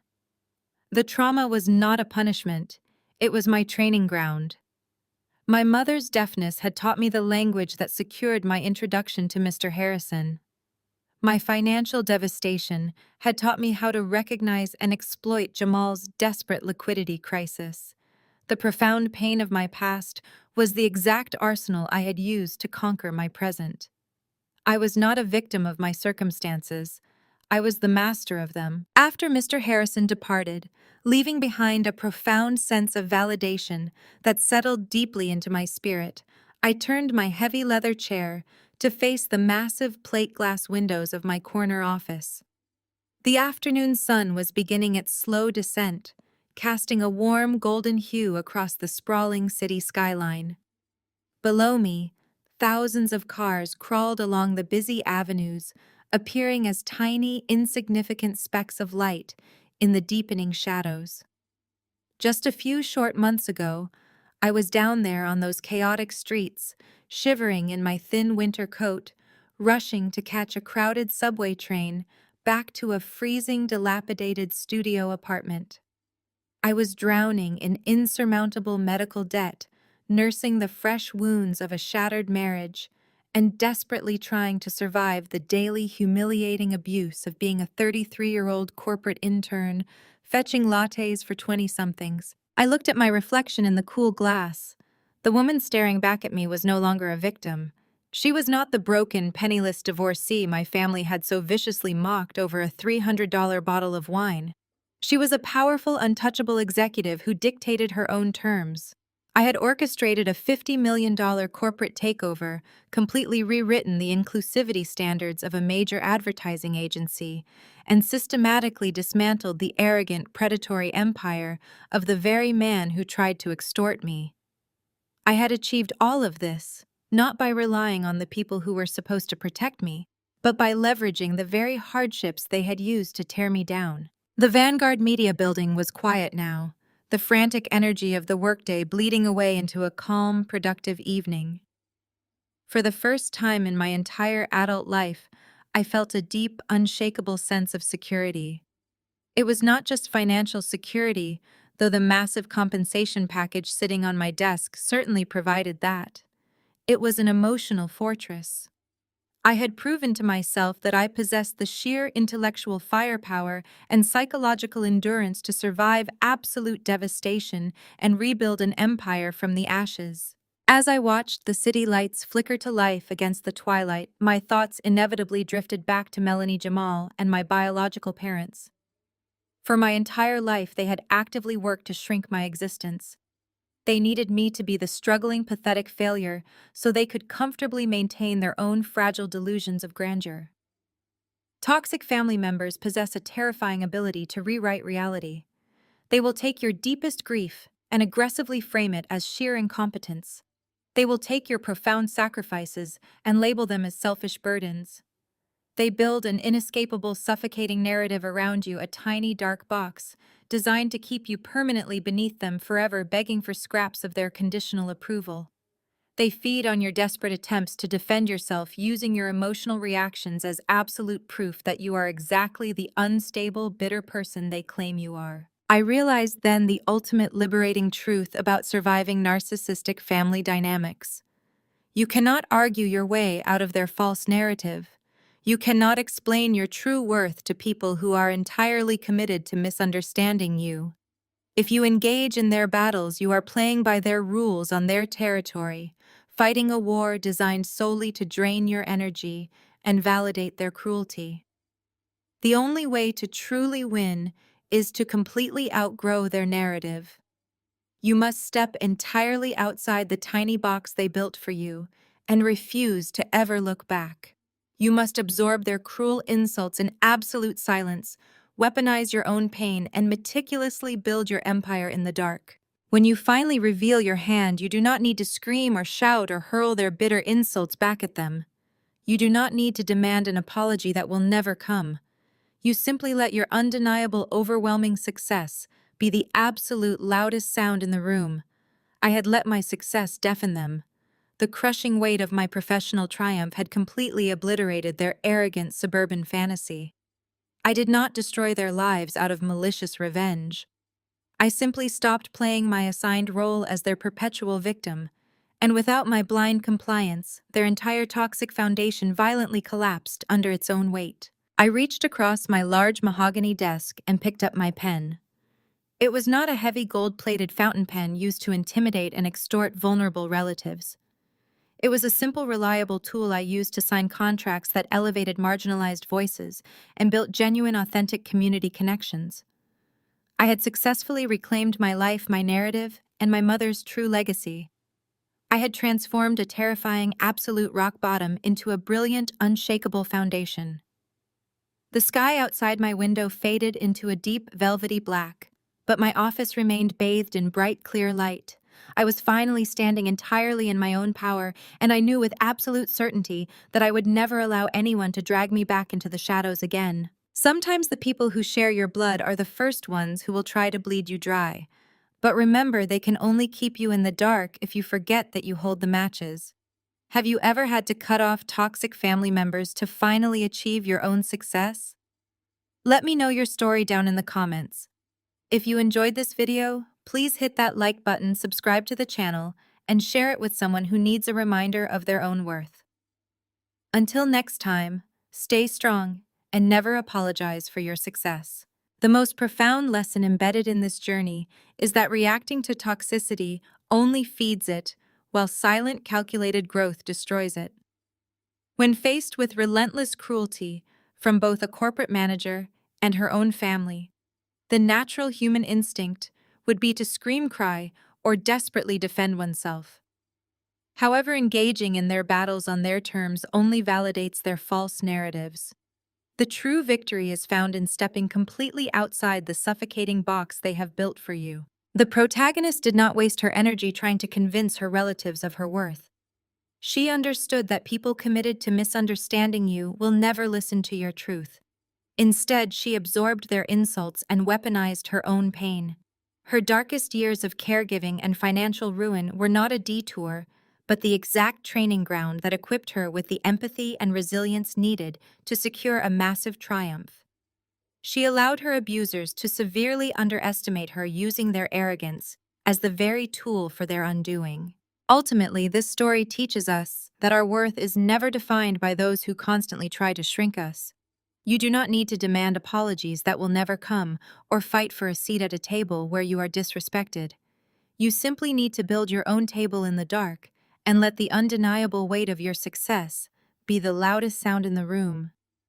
When you stop playing the role of the victim in their story, their entire toxic foundation collapses. Take back your power today by walking away from the environments where your worth is not valued and start building your own empire in silence.